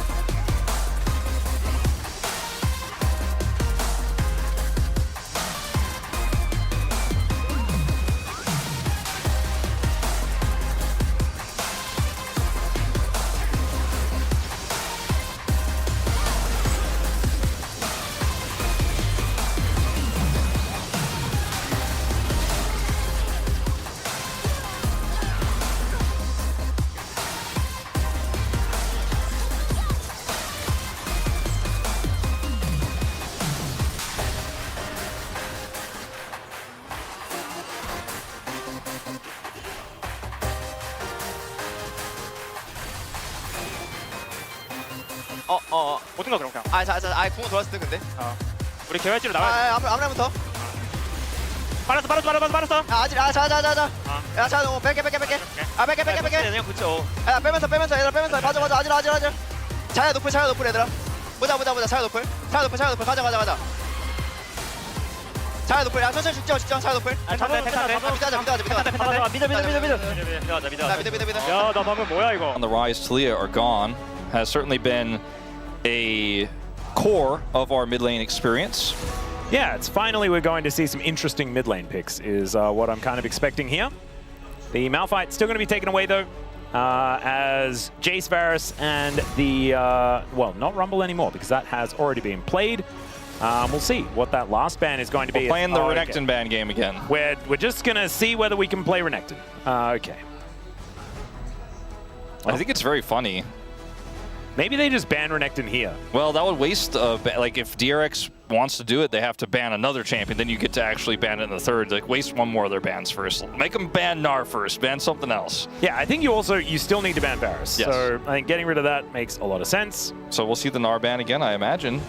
I think this is not unreasonable, especially in a best of 3. Yeah, I just think get it's fine. Rich a strong comfort pick here, and then force this Renekton ban, and maybe they have, undoubtedly they have a plan for what they're going to pick when that's banned again. Yeah, Last time it worked out. It also benefits a Jax pickup if that's where Rich would like to go.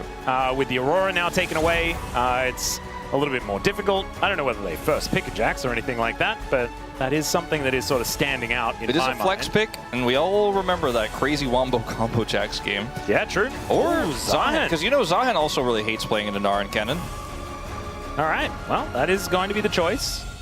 And with what no we're going to Aurora? answer it with. I kind of feel like this gamble has paid off a little bit here for DRX, you know? They ended up with the Gwen game where obviously lost to Aurora, but it ended up being relevant later on in the game. Teddy 1v9, so it didn't matter, but I feel like the way they handled that draft worked out. Now that's gone. See what the Zahen can get done as the Aphelios here for Teddy. He's just going to be a Fountain Laser again. All right, is it Aphelios Thresh or is it Aphelios Lulu? I think Lulu is the better plan. But maybe you don't grab it here. Yeah, if you don't grab it here, though, you could run into a Jinx Lulu that immediately comes in afterwards. Jinx has been sort of the classic answer to the Aphelios over the years. We have seen it opted in for so far and this can tournament. Namgung play Lulu or Thresh is another question. Ooh. This Aatrox is empowered Budget so much. Zahen? It's empowered so much by Lulu, so maybe they really are now saying, like, you have to take it away or we're going to get a ton of value here. Let's see what Gio's answer is going to be. Just the Lucian. I don't know whether I agree with this quite as much. I much prefer the Jinx angle, but they are also... Okay, so they're expecting Andal to be able to play Melio alongside the Lucian because... There's so many other picks. Like, it could play Renata even, potentially. It could play the Nami, of course, and the Melio. So because there's 3... I mean, there's Braum as well. So I'm expecting Nami Braum to be the bans, as Lulu is pretty obviously coming through here. I feel like denying the Lulu would have been so valuable here for DRX. Yeah, I think Jinx Lulu would have been the best way to shut that down. And they are going to be really in an awkward spot in terms of how this comp plays in the mid game because Lucian's going to be strong, but the Zahen needs a little bit more time, and the Galio doesn't really offer a bunch of damage, so... I am a little concerned, as they will leave a lot of supports open and just give Andal his opportunity with this Nocturne ban. And they're just protecting Rich even further, doing their very best to limit casting's options. In this scenario, I think Melio is the pick I fear the most, to be honest. They think it's Nami, though. And it comes down to whether Andal feels comfortable with this pick. It was Keria who first played it, but it's kind of been seen everywhere now. Yeah. Okay, so will it just be Lucian Braum? That is my kind of question. And will it be another top lane ban to come through here from DRX? I'm starting to wonder if they just want to ban Jax. That could be, I mean, that's got to be the next option, right? Yeah, like I don't think they're playing Gragas here, and I don't think they're playing Aatrox either. And we're expecting Gideon to be playing this Aatrox in the jungle. Rek'Sai going to be the takeaway. So just making sure that she doesn't come out. So what is, are we going to see Casting's pick or are we going to see Roma's pick? That's going to be the question. I think you go for Casting's pick. Well, I mean, I guess you can pick whatever Roma wants to play into the Galio now. All right, we're going to show a Wukong and flex the... Potentially flex that Aatrox top. Because this gives you a lot of power with the Lulu, to be honest. And this makes sense considering that the Lulu came through a little bit late. Willer does not look happy about this scenario because now you have an extra knock-up for Cyclone. And the Aatrox still gets value out of Wild Growth in skirmishes and in fights. And also Lulu's kit, just in general, empowers him. And he's going to have a lot more money. Oh, I'm nervous. K'Sante. Okay, K'Sante. What? Wait. Is now being played as and jungle. It's a Sona? Or is it jungle K'Sante? It's got to be jungle Zahin, right? That must be it. I'm not sure, to be honest. I've never really looked into this pick as a jungle pick. We've seen it played support, which was very weird and not optimal, in my opinion, but this is certainly going to be interesting. Now, Cassiopeia comes through here as another strong scaling option for the Bros, and they have really strong frontline with this Lu to empower the Aatrox and the Wukong. And I like their draft a lot more here. It is ultimately Zahin going to the jungle, which kind of allows him to skip a laning phase, which is uncomfortable, and then just otherwise... Well, okay. Yeah. we figured it out. We swapped things up. I'm feeling like the Bros are pretty happy with the draft that they have. The Sona pick is really quite different than the Milio pick because it doesn't empower the Lucian in the same way. But you can always flash ult. And it gives you a whole lot of power. Song of Celerity is also very, very strong with the extra movement speed. The Milio Ultimate wasn't really going to be very high value in this draft, outside of some funky stuff that can happen with Cassiopeia in a team fight. I'm not sure. This DRX fan shook her head, so I'm not sure if she really likes the draft, but she's still going to support them with the fan sign. Yeah, which is what you have to do. But, it's a very stressful draft, to be sure. As not sure how Zahin jungle is going to operate, but it will be weaker early, like this Wukong pick, so maybe a little bit lower jungle attention. But I feel like that favors the draft that has the Cassiopeia and the Aphelios on it. How does this comp fight in the mid game? Is my real question. I don't see it here for DRX. I don't see it either because we haven't seen so many of these things. See how it works as we jump into the Rift here for the last game of the series.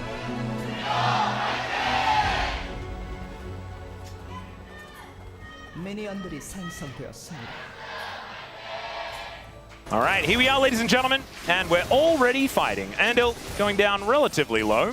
Has taken that Q as they do get that barrier in. Teddy in a little bit of trouble now, but the Glitter Lance is very good from Namgung. And we are just continuing to fight. Another round of spells here as Gio really wants to get that double tap on Teddy. Instead has to do it onto Namgung as he is forced to flash.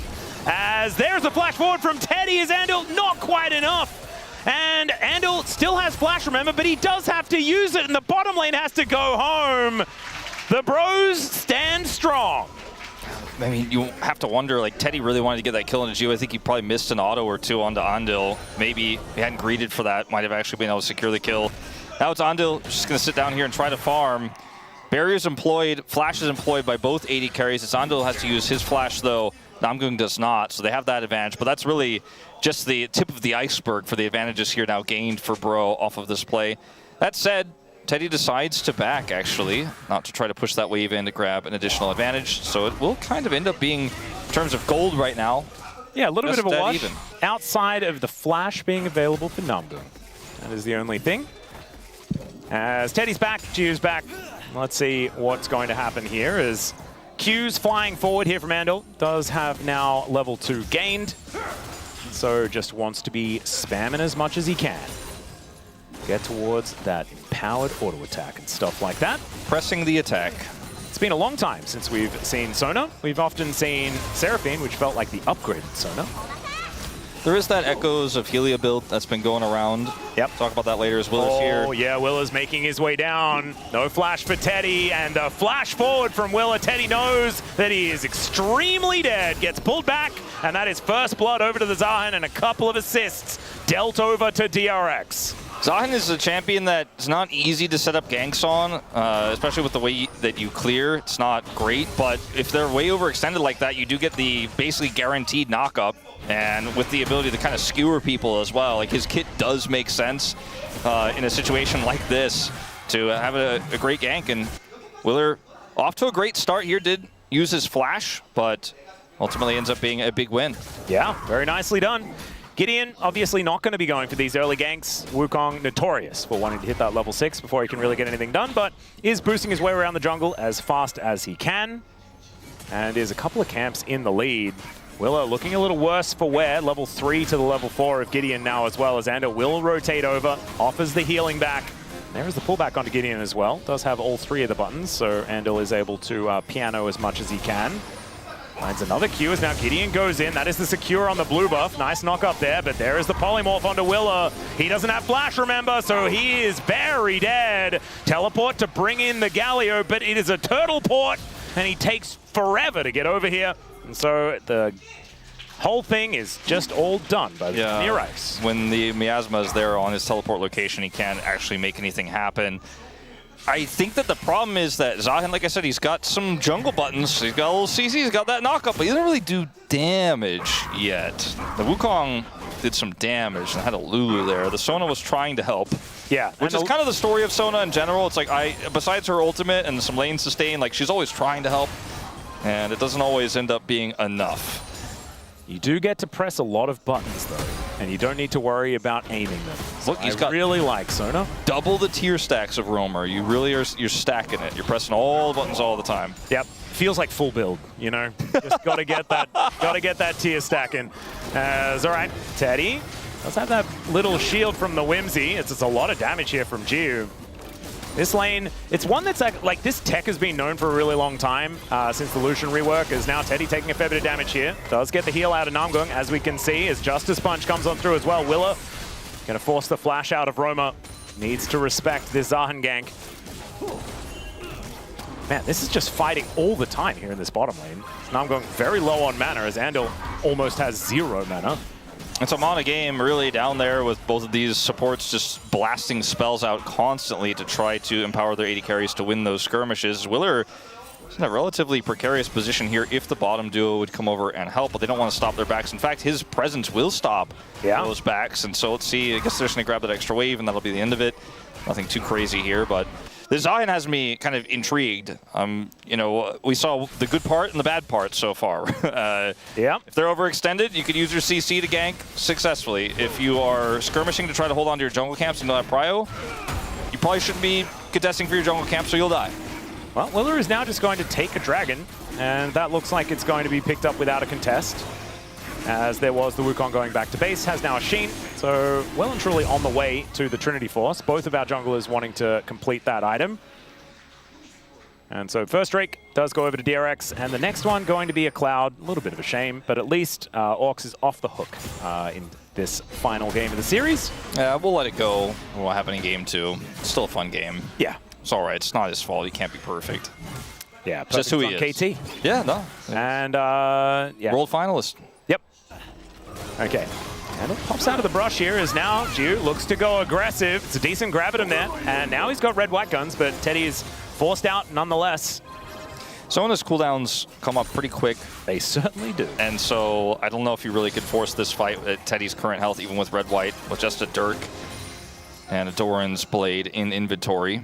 And they're a very long way away from level 6, otherwise you would have to really respect the crescendo. As now Rich once again taking a fair bit of damage. That was a very satisfying Q3. Speaking of satisfying, Jiu finding that piercing light, looking real good there. But this wave is going to crash. The bros are able to pick it up.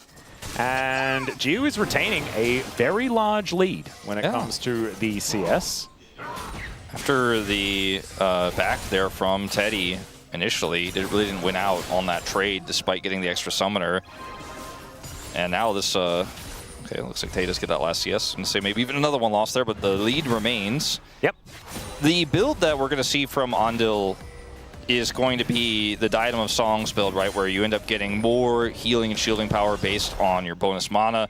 And so you can end up with a scenario where you just make this, it's kind of like Lucian Yuumi, right, and to a certain extent where like you just get a lot of healing, You get a little movement speed. You're, as Lucian, trying to pop off and carry the mid game and get to a late game where you just kind of dash at people and they explode. Yep. And it does empower Lucian well. We've seen Lucian Sona quite a lot, actually, in these niche scenarios when the supports were banned away. In this case, they just kind of opted into it, even when there were some other more meta picks available. I really like picking it over the Braum option that was still available. Oh, 100%. Into this, Lulu would have been a unfun time. Yep. And I feel like it adds a little bit more aggression than what Melio would have suggested, is now Song of Celerity to keep them up. And actually really like this combo, as Namgung taking so much damage, doesn't have Wild Growth yet. And with the culling advantage there, a big deal as Willa, demonstrating that Zahan really is good at destroying wards as they go down. That is true. That's another good point. Really talked about just yet, but does clear the wards real fast with his little double attack. If Gideon's there a little bit faster, could have maybe deterred that play, but when he shows up, obviously Zahin's already there, so Willer being there and the health that was already expended for Namgung with that really good burst from Gio means that can't actually make a proactive play. I don't think they should look for a dive here. I think they should settle for plate gold. Yep, there is Crescendo available for Andel, so you can feel that he wants to go for something. And the problem is, like, if Andel's still alive, he presses E and they run away so quickly, so it can be problematic. We do have Teddy able to farm up these minions, though, and so keeps himself at 20 CS. Man, that's a large gap between the two 80 carries. Yeah, I mean, it's starting to really balloon a little bit. As up here, Rich just happily tanking damage. yeah, he's like, yeah, well, Aatrox's pretty old champion compared to me. Yep, release date does dictate that the Cassante feeling pretty good. But Gideon having his grubs. He's going to feel very happy about that. We don't call them Gideon grubs for no reason. It does feel really interesting how this draft eventuated. Oh, Rona's Flash is just barely not back up again, but he is able to move just towards the top. Gideon does end up getting these grubs, as he is often wont to do, and that in exchange for this turret just losing more plates and his bottom duo losing all of the money. Like, I don't know if this is really worth it. He kind of just needs to camp down here because Willer is. Yeah, and Yugal was rotating down. This is the problem. Like, if the Galio's off the map, then there could be 4 people under this turret in an instant. Also, Roamer probably needs to consider coming down to bail out this bottom lane as well. Like, with the prio he has, he's like just going to take, you know, 15% of Yukal's health bar instead, but I just don't think he can say worth after that as his bottom lane. See? Press E! Yes. Oh, man. Teddy is probably, like, not happy, let's just say. I don't know how to frame this, but it's like that solo queue game where you're like, I need help in bottom lane. You're pinging it, you're asking, and it is I am coming. the win condition. Did you see game 2? Gideon is just typing 3 grubs in the chat. Yeah. And honestly, pretty good. DRX only have a 200 gold lead, something like that. It is nothing to worry about right now. And the bros, pretty comfortable sort of front-to-back composition, bit of wombo combo available there as well. It's such unknown territory for me how this comp is going to work, but how I think it's going to work for DRX is that Andel flash ults. Andel, basically, he flash ults and/or takes his hand and like rolls it across the keyboard in team fights. And he definitely does that. That's all the rest of the time he's playing piano. Yeah, and like all of the you know, healing and whatnot is going to go into the Zahin or the Lucian, and they're going to be very difficult to kill. Zahin's going to get his passive procced with all of the healing going into him. He's going to be able to get that up. Willer should be able to res in the fights, but he won't do that much like early in the game. So I think Bro losing this first set of dragons really hurts, actually, because DRX can kind of just pick their battles now, and then eventually the Zahin comp gets a little bit stronger. Now they have the Aphelios, they have the Cassiopeia, they have that damage scaling, but I think how the team fights operate for DRX gets pretty oppressive later on. Again, unexplored territory, but that's kind of my theory here. I think in terms of damage, scaling favors Bro. In terms of how team fights can work if played perfectly, kind of favors DRX. Yeah, there's another calling. Now I'm going to have to heal to try and keep himself alive. Opts to use that instead of the wild growth. Gets that movement speed as well as Willa going in one more time as Teddy. Moonlight Vigil, and Willa is just exploding. He has the passive. No! Not stacked up enough. And now Jiu, he's having to get out of there, but Namgung's going to be the one to take the kill. And DRX, they felt like it was a good angle, but the Grim Deliverance didn't really deliver much of anything at all. Yeah. And like I said, we're not there yet for this composition. Whoa, Yukao is just flashing in, gets a nice taunt, wins the war to take down Teddy. And yeah, that's sometimes what a gargoyle can do. You just walk in and kill the AD carry. All right, well, I guess that part worked out for DRX. Unfortunately, that means Roamer is going to get some extra plate gold and accelerate himself there in the mid lane. But the Lulu Wukong, we did discuss it. We did hint at it. We did talk about how Lulu is incredibly strong. And getting the triple knock-up here twice with Cyclone, Wild Growth, even with Willer having that insane ult there, it's just too much. Yeah. And that means that Teddy has to flash. He felt really compelled to flash in that moment, and so he does die while he greets for a plate, so...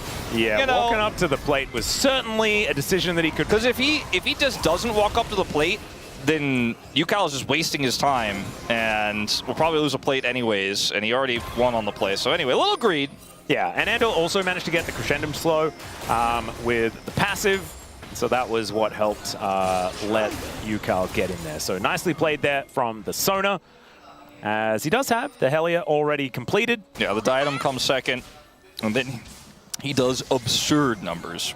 Well, and Andal, she does absurd numbers, the champion. And so. right now still has a gigantic mana pool as Teddy. My God, the amount of damage. The culling! And he's just dead. Namgung with all the Wild Growth just came back. And yeah, Jiu is doing some work. Yeah, unfortunately, it doesn't look like Teddy's going to have the same kind of game he had in Game 2 here in Game 3. It's looking a little bit like a Game 1 angle as UCal gets over the miasma and in goes Willa. There's a petrifying gaze, but finds zero luck. And Willa is able to walk away. All right, Gideon coming on forward here is the flash out from Jiu, and he is able to get the shield. There's the heroic entrance as well, and the knock up onto Gideon. Now UCal, he saved his AD carry, looks to try and kill the enemy jungler. The Winds of War are looking good, and DRX, they keep the president alive. That was a bit of a potential snapshot of what the future could look like here in team fights with how... If that's what the future looks like, if I'm DRX, I'm nervous, man, because... Jiu, you gotta not be doing that, man. But maybe if he is doing that, it's okay because he has his Sona and a gargoyle that's gonna bail him out of every team fight. And he also does big boom boom damage, as we saw in the moments leading up to it right here. Speed up. Teddy's like, I'm kiting back, I'm kiting back. Oh my God. And like you said, look at Namgung's ult in the portrait. He doesn't have it yet. He's unable to really impact this play and almost loses his life as well. Just needed one extra light slinger. I would come love, out and he gets a double under that turret. I would love to see their faces. Well, this is all cool, but like, can we see what happens when he almost dies a few seconds later? They're also doing the Shiu thing as well, but with Jiu instead. I love it. That's actually very cute. All right, that's a decoy just getting obliterated. Rich really doing a number there as down goes the Rift Herald. I'm trying to calculate the game state because Roamer just keeps getting plate gold. He's generating a pretty significant lead at 0-0-0 over this gargoyle, right? Like, what formula do you use to calculate this game state? I don't think the AI knows it yet at this point. Like, I don't know if anybody knows. So I'm kind of looking at this game state going, all right, so the Cassiopeia is getting big. Right, the Aatrox is heading to a mid game with really great setup with this Wukong and Lulu, right? And yes, the Aphelios is 900 gold behind, but that doesn't necessarily matter if the team fights are a wash for DRX. I think if DRX didn't have both of these dragons, I would actually favor Bro's position. If they get this Infernal Soul point, is Infernal Soul, by the way. Yeah. If they get this Infernal Soul point, I feel very confident about their ability to go through the rest of this game because they can opt out of fights that don't look great for them. They can play around Lulu's cooldowns a little bit more, play a little bit more proactively around the Sona ultimate like you were talking about. But if they mess this fight up, Dragon goes over to Bro, Teddy gets some gold in his pocket. It's really hard to say that DRX are significantly ahead, especially because the gold is just dead even as well in this one, and the scaling is immaculate. Yeah, I mean, it's like the Cassiopeia, if you use everything trying to get onto Teddy, Cassiopeia is another massive threat. Well, let's see whether Willa can try and take it down a peg or two as a little sentry does go up. Gio able to avoid the Glitter Lance. Is now Gideon fighting against Willa. Doesn't find the pullback, but does get the knock up. And he will back away. Now I'm going moving over towards his monkey. Once again, everything is going to get put into Jiu defensively on this fight here for the Dragon. I think Bro absolutely need to contest this. They cannot give over Infernal Soul point here. This might be the fight that decides the game, frankly. Yep. Gravitum set up here for Teddy, so a fair bit of CC on the cards, but look at that, Gideon just getting pushed out. I don't think he's going to have a way in here with the teleport down from Rich, and Casting hasn't even channeled his just yet. They are just giving up this Dragon. And I just don't think that is ideal, right? Like, this is not what they wanted to do, but they just couldn't get access. The setup was too good for DRX. At least they got the TP out of Rich. And they also get the charge out of the Rift Herald at the same time. Yeah. They did it once again, using the Rift Herald in order to guarantee a dragon. And so now in 4.5 minutes time, the bros, I mean, it's Infernal Soul. This is a huge deal, especially for this comp that wants to spike around this Lucian's damage. And Teddy is sitting on Collector BF. Like, he didn't have his second item, and they were not in position to actually look for any sort of combos or setup there on the dragon itself. Like, there's not a big wombo for the team fight. So the Aphelios can't really carry it on his own in this scenario. It's just too risky. And I think the Aatrox teleporting in would have been completely useless. He would have just been there to watch. He's not really the setup, so... Yeah, Gideon, with the fact that he sort of got chunked out and couldn't find his way towards the pit, it just wasn't really an option.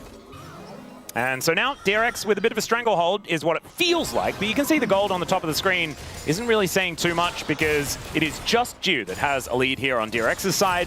That's exactly where they want their money, but there are other carries on Bro that might be able to pick up the mantle if they can kill this Lucian. So let's see whether they can. There's now casting, looking for some sweet spots, and this is just going to be a wet noodle fight forever here in this top lane. Every time casting hits a sweet spot at the Cassante, he's like, did I hit that? Yeah. Doesn't look like I hit that, but I think I did. He's just got so much armor. It is kind of ridiculous. And he also has the Bramble Vest as well, so it's just GG casting. Enjoy this matchup. Well, interestingly, like, Bro flexed their jungle top, right? I mean, Aatrox is still very playable top, but then DRX were like, I'm flexing my top jungle. And now we got this Cassante that's immovable. And it's actually working out quite well for them. We had big questions about the Zahin.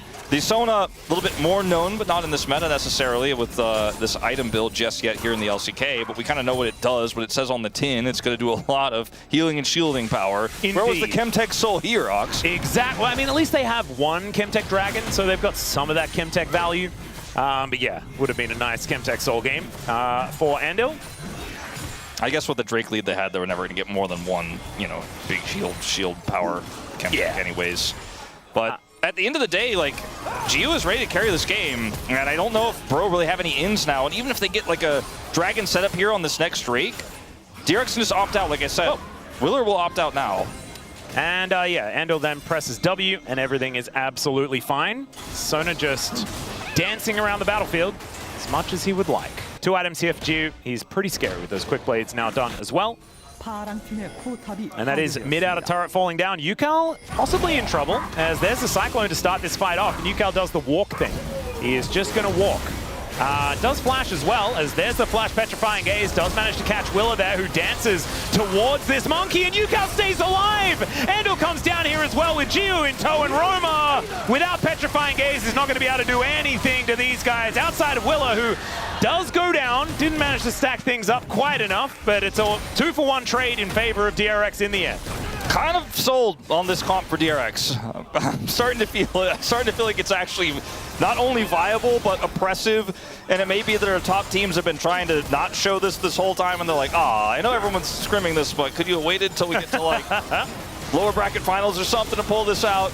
As this is just actually absurd. And when I watched that scenario for Yukal, I was like, is he in danger? Because there's only a Cassiopeia there to follow up on the Wukong. And he was looking pretty low. Zahin took so much damage, and it was valuable. Like, how much value got out of tanking that to look for the turnaround there. And now Yukal has gotten past the building defensively and has his Riftmaker, and now he actually has a lot of damage. As the Cyclone is used so early, it can't be used on any other threats. And look who has Prio in terms of the 2v2, right? In the mid lane, it's Andil and Jiu, so they can get over here. It was flash crescendo as well. I didn't see that from Andil to make sure that Yukal survived. Yeah, and then, your 80 carry duo is here. You're always going to win on this. Romer does play this well and at least trades one back onto Willer, but it was almost Willer getting out there as well. And it's not looking any better for Teddy, by the way. He's got his pickaxe and his crit cloak. He wants his IE so badly. No. It's 25 seconds until this dragon spawns. Purgatory, you hate to see it. Because now he's not going to have it for this fight, but they have to fight. They cannot give Infernal Soul, or they might as well just give their Nexus too. Well, that might come along with it. We'll just have to see as DRX trying to plant themselves here in this mid lane. Teleport in from Roma from that bottom side of the map as Yukal can threaten. He's got 4 seconds until heroic entrance, and he can stay in that bottom lane, put on as much pressure as he would like. Gideon goes over, delivers a decoy, as now Rich could be in a little... Well, I mean, he's Cassante, so he's not in trouble at all.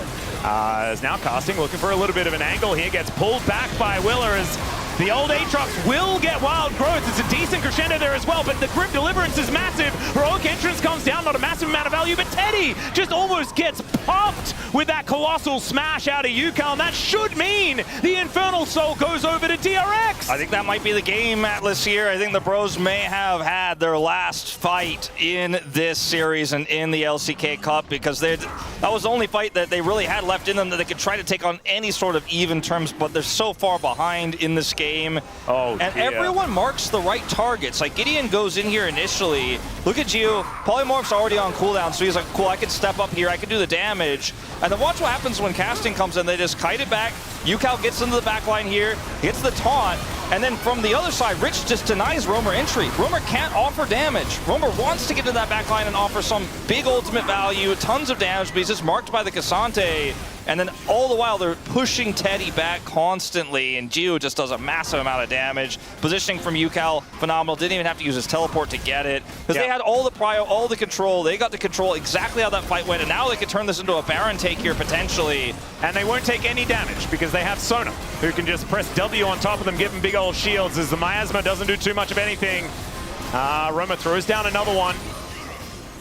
Let's see, DRX, they back away from the Baron. They're not actually looking for that. They want to find a fight instead. Crescendo's back up again as Rich goes in one more time. There's the culling as Gideon having to move over. UCal looking for that opportunity. Petrifying Gaze is decent, but Grim Deliverance is just going to deliver a Lulu into the Nether Realm. And now DRX looking to take this plate, maybe even more here, as Gideon looking worse for wear. That should spell Baron here for DRX. DRX just having the better macro throughout this series. Starting the Baron, looking for the turn. When UCal's taunt doesn't get value there, when he's looking for the denial of the entry, he's like, you know what, we just step off Baron. Now we can just hold the door once again, and they can look for another turn. Yep, sprinting away with that phase rush as the Infernal Chains are going to pull back UCal momentarily. They are going to pull away from the Baron, so once again they'll stop it. The Geo looking about half health here, but that's sort of a myth, isn't it? As the Infernal Chains don't do too much to Rich. TP. Absorb that. He is a big flank to come on forward as Willer is going to pull back Casting. He might be the option here as UCal made his way in and then moves back out once again. Another decoy is going to cause a bit of a ruckus, but DRX aren't getting big enough advantages to guarantee a Baron. The pull off the Baron the last two times made sense. I think starting it a third time here would have been ridiculous now that Namgung is back and they have Cyclone Wild Growth. But when you look at how these fights go for DRX, they can kind of just bully, right? And Gio has free reign. Roamer here, the target pulled out. So good. But he's pulled out, right, and can't actually offer any more damage back. And for them, they're like, okay, that's enough. We kill the Lulu, we do this again. And they kind of just rinse and repeat this cycle.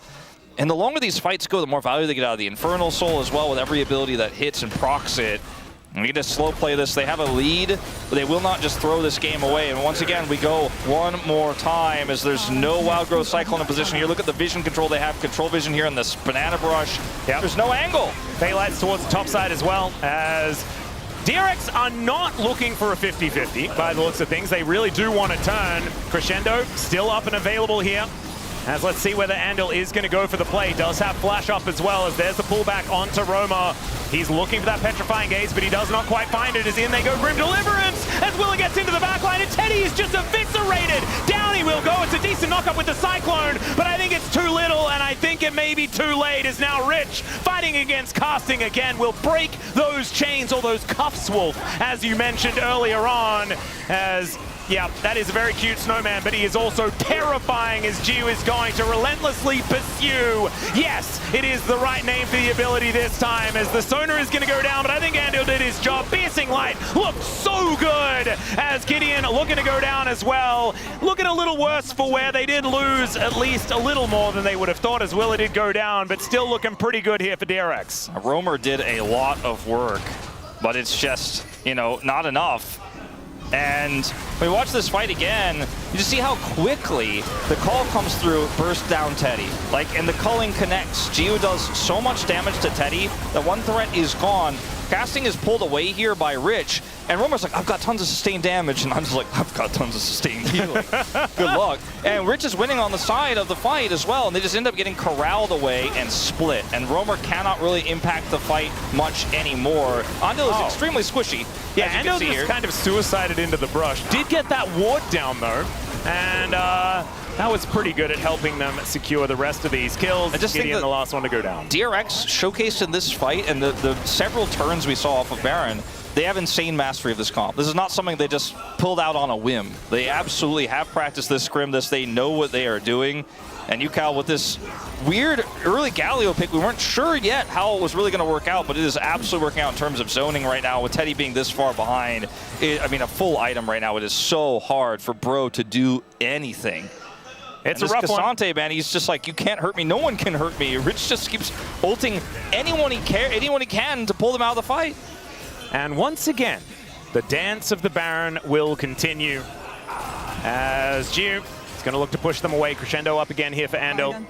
Casting has to TPN if they're going to stop this, but I think at the end of the day, looks like this one is the one that DRX finally get. Here's the TP, it's late. Yeah, and there's, oh my god, the amount of damage here. It's the Cyclone to interrupt the Justice Punch. That was pretty good out of Gideon, but he's still walking away. Once again, they stop the Baron. There's no Cyclone. Yeah, this is the problematic part. As Winds of War coming on forward, UCal just on a flank angle here, looking for an opportunity as the culling onto Teddy. Ooh. Petrifying Gaze is pretty good out of Romer. He got a decent amount done in the last team fight. Can he do it again? As the heroic entrance comes down one more time, but it's onto a decoy. As Teddy was alive for a little while, but he gets taunted and destroyed. As Casting pulled back together, as Will is able to make it happen this time around on this Zahen. Romer still there with the Twin Fangs, but unfortunately he just cannot walk towards the DRX blockade. And the Elder Dragon is up and available, and there's only a snake standing in the way. DRX thinking instead they might just win the game. Yeah, the DRX are not going to make a macro mistake here. This is not 2025 DRX. This is a new DRX. Even though his voice can't be heard today, I guarantee you it will be heard in the celebrations to come as Joker, I think, make a huge impact on how this team macros, how they have played out the early days of the LCK Cup, and now a big part of why it looks like they're going to win and advance here in our first round of play-ins. Yep, Teddy has respawned, but these Nexus turrets are not long for the world. That's a fair bit of damage there from Romer, but he's immediately just taken down. Now Teddy just desperately trying to hold his base alive. He survived for a lot longer than I was expecting, but this Nexus is not going to. Gideon goes down, and there it is. DRX will be advancing forwards here in the play-ins, and unfortunately, Bro are going to be the second team eliminated from the LCK Cup. DRX pulled out the secret sauce, the strat, today in this series, and it did not disappoint. Phenomenal performance from the team, and it was a team effort today in this one, for sure. Yeah, is it Andil POM for the second time around? I think it is. That's what I'd be giving it to. I think this guy played absolutely amazingly today, even in game number 2, which has never really been his strong suit. But his game number 1 was absolutely fantastic on the Nautilus, magnetic hooks to get them the victory, and then played Sona, and they won. I don't think I remember the last time Sona won a game. I think the last time I really saw a great Sona performance was Gosu Pepper back on Moscow 5, now known as Edward. Yeah, I mean, we've seen a few of these Sona Lucian games, but it feels like it's never really about that as much as it was here. And goodbye to Bro. We will see you in the LCK regular season come April, but they will not advance. They will not go to Hong Kong. And for Rich and crew, there's still a small hope, right? There's still a burning belief that maybe this squad could do more than some of its parts, because early on in the season, we didn't have this roster at the top of our list, right? UCal, always a fun guy with the ceremonies. But they overdid expectations despite nearly falling out of the group, right? They had some really impressive games against the Titans on the other side. And people said, well, it's just coach comms. They won't be able to do it when it comes push to shove. But I think in these macro games they played, all three, honestly, they looked pretty good. I think this team, I want to say this, they're going to lift the trophy. I'm not going to say it that early or anything like that, but this team really, I think, has turned heads so far. They could certainly challenge. And now they are going to be advancing forward to see who they're going to be facing out of the next couple of in the next match, as of course we do have KT taking on DNS next. The loser will then be eliminated.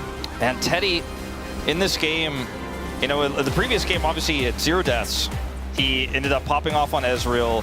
But this well-crafted draft here, which made his laning phase miserable, and there were so many threats to get on top of him, and he was so far behind he couldn't cut through the front line that also had all of the healing.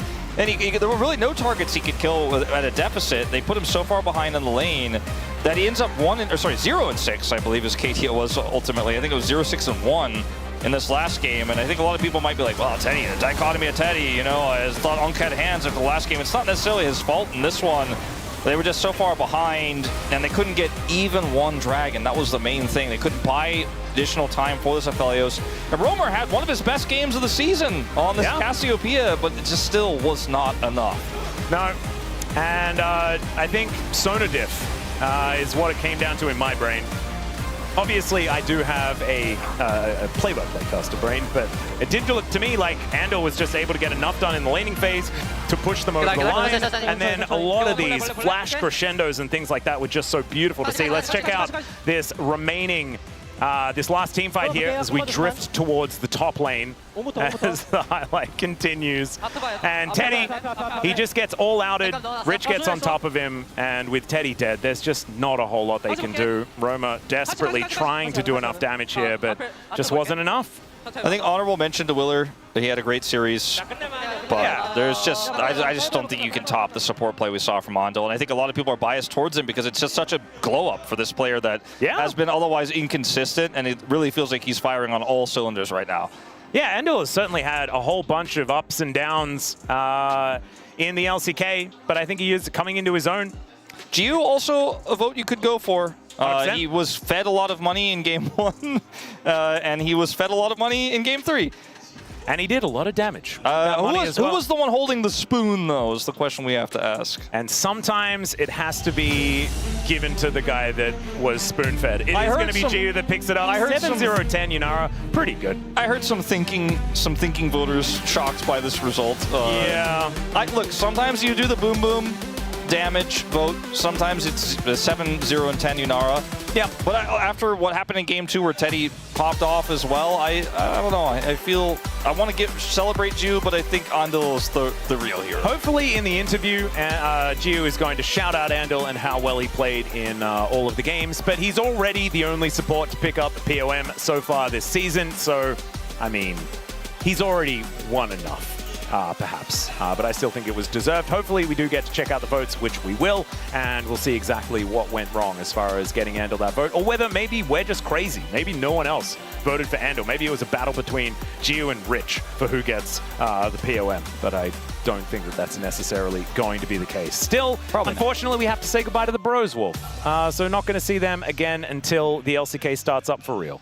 Yeah, it's a bit of a shame they're going to have that long hiatus, but they can use it, I think, to build some synergy, improve, and come back to look for their first win of 2026. Exactly right. So we might need more of that vacation music that we had on the space before for the Bros as they do take a little bit of time off. But now it is time for the interview with Gio, so let's throw it over to the translation. Thank you very much, guys. This is Gio for the POM interview translation, joined by Gio on the side of DRX. Congratulations! That victory felt great, and you're headed to play-ins round 2. How do you feel? Today against the Bros, we prepared pretty hard against them, and we really wanted to get today's win, so it feels really good to get this victory. And this is... Actually, it's been such a long time since we saw you on the POM stage, so how does it feel? It's been a long time. And, you know, I thought to myself, how am I going to do this interview? And it's been so long that I feel kind of nervous. But getting this POM feels amazing.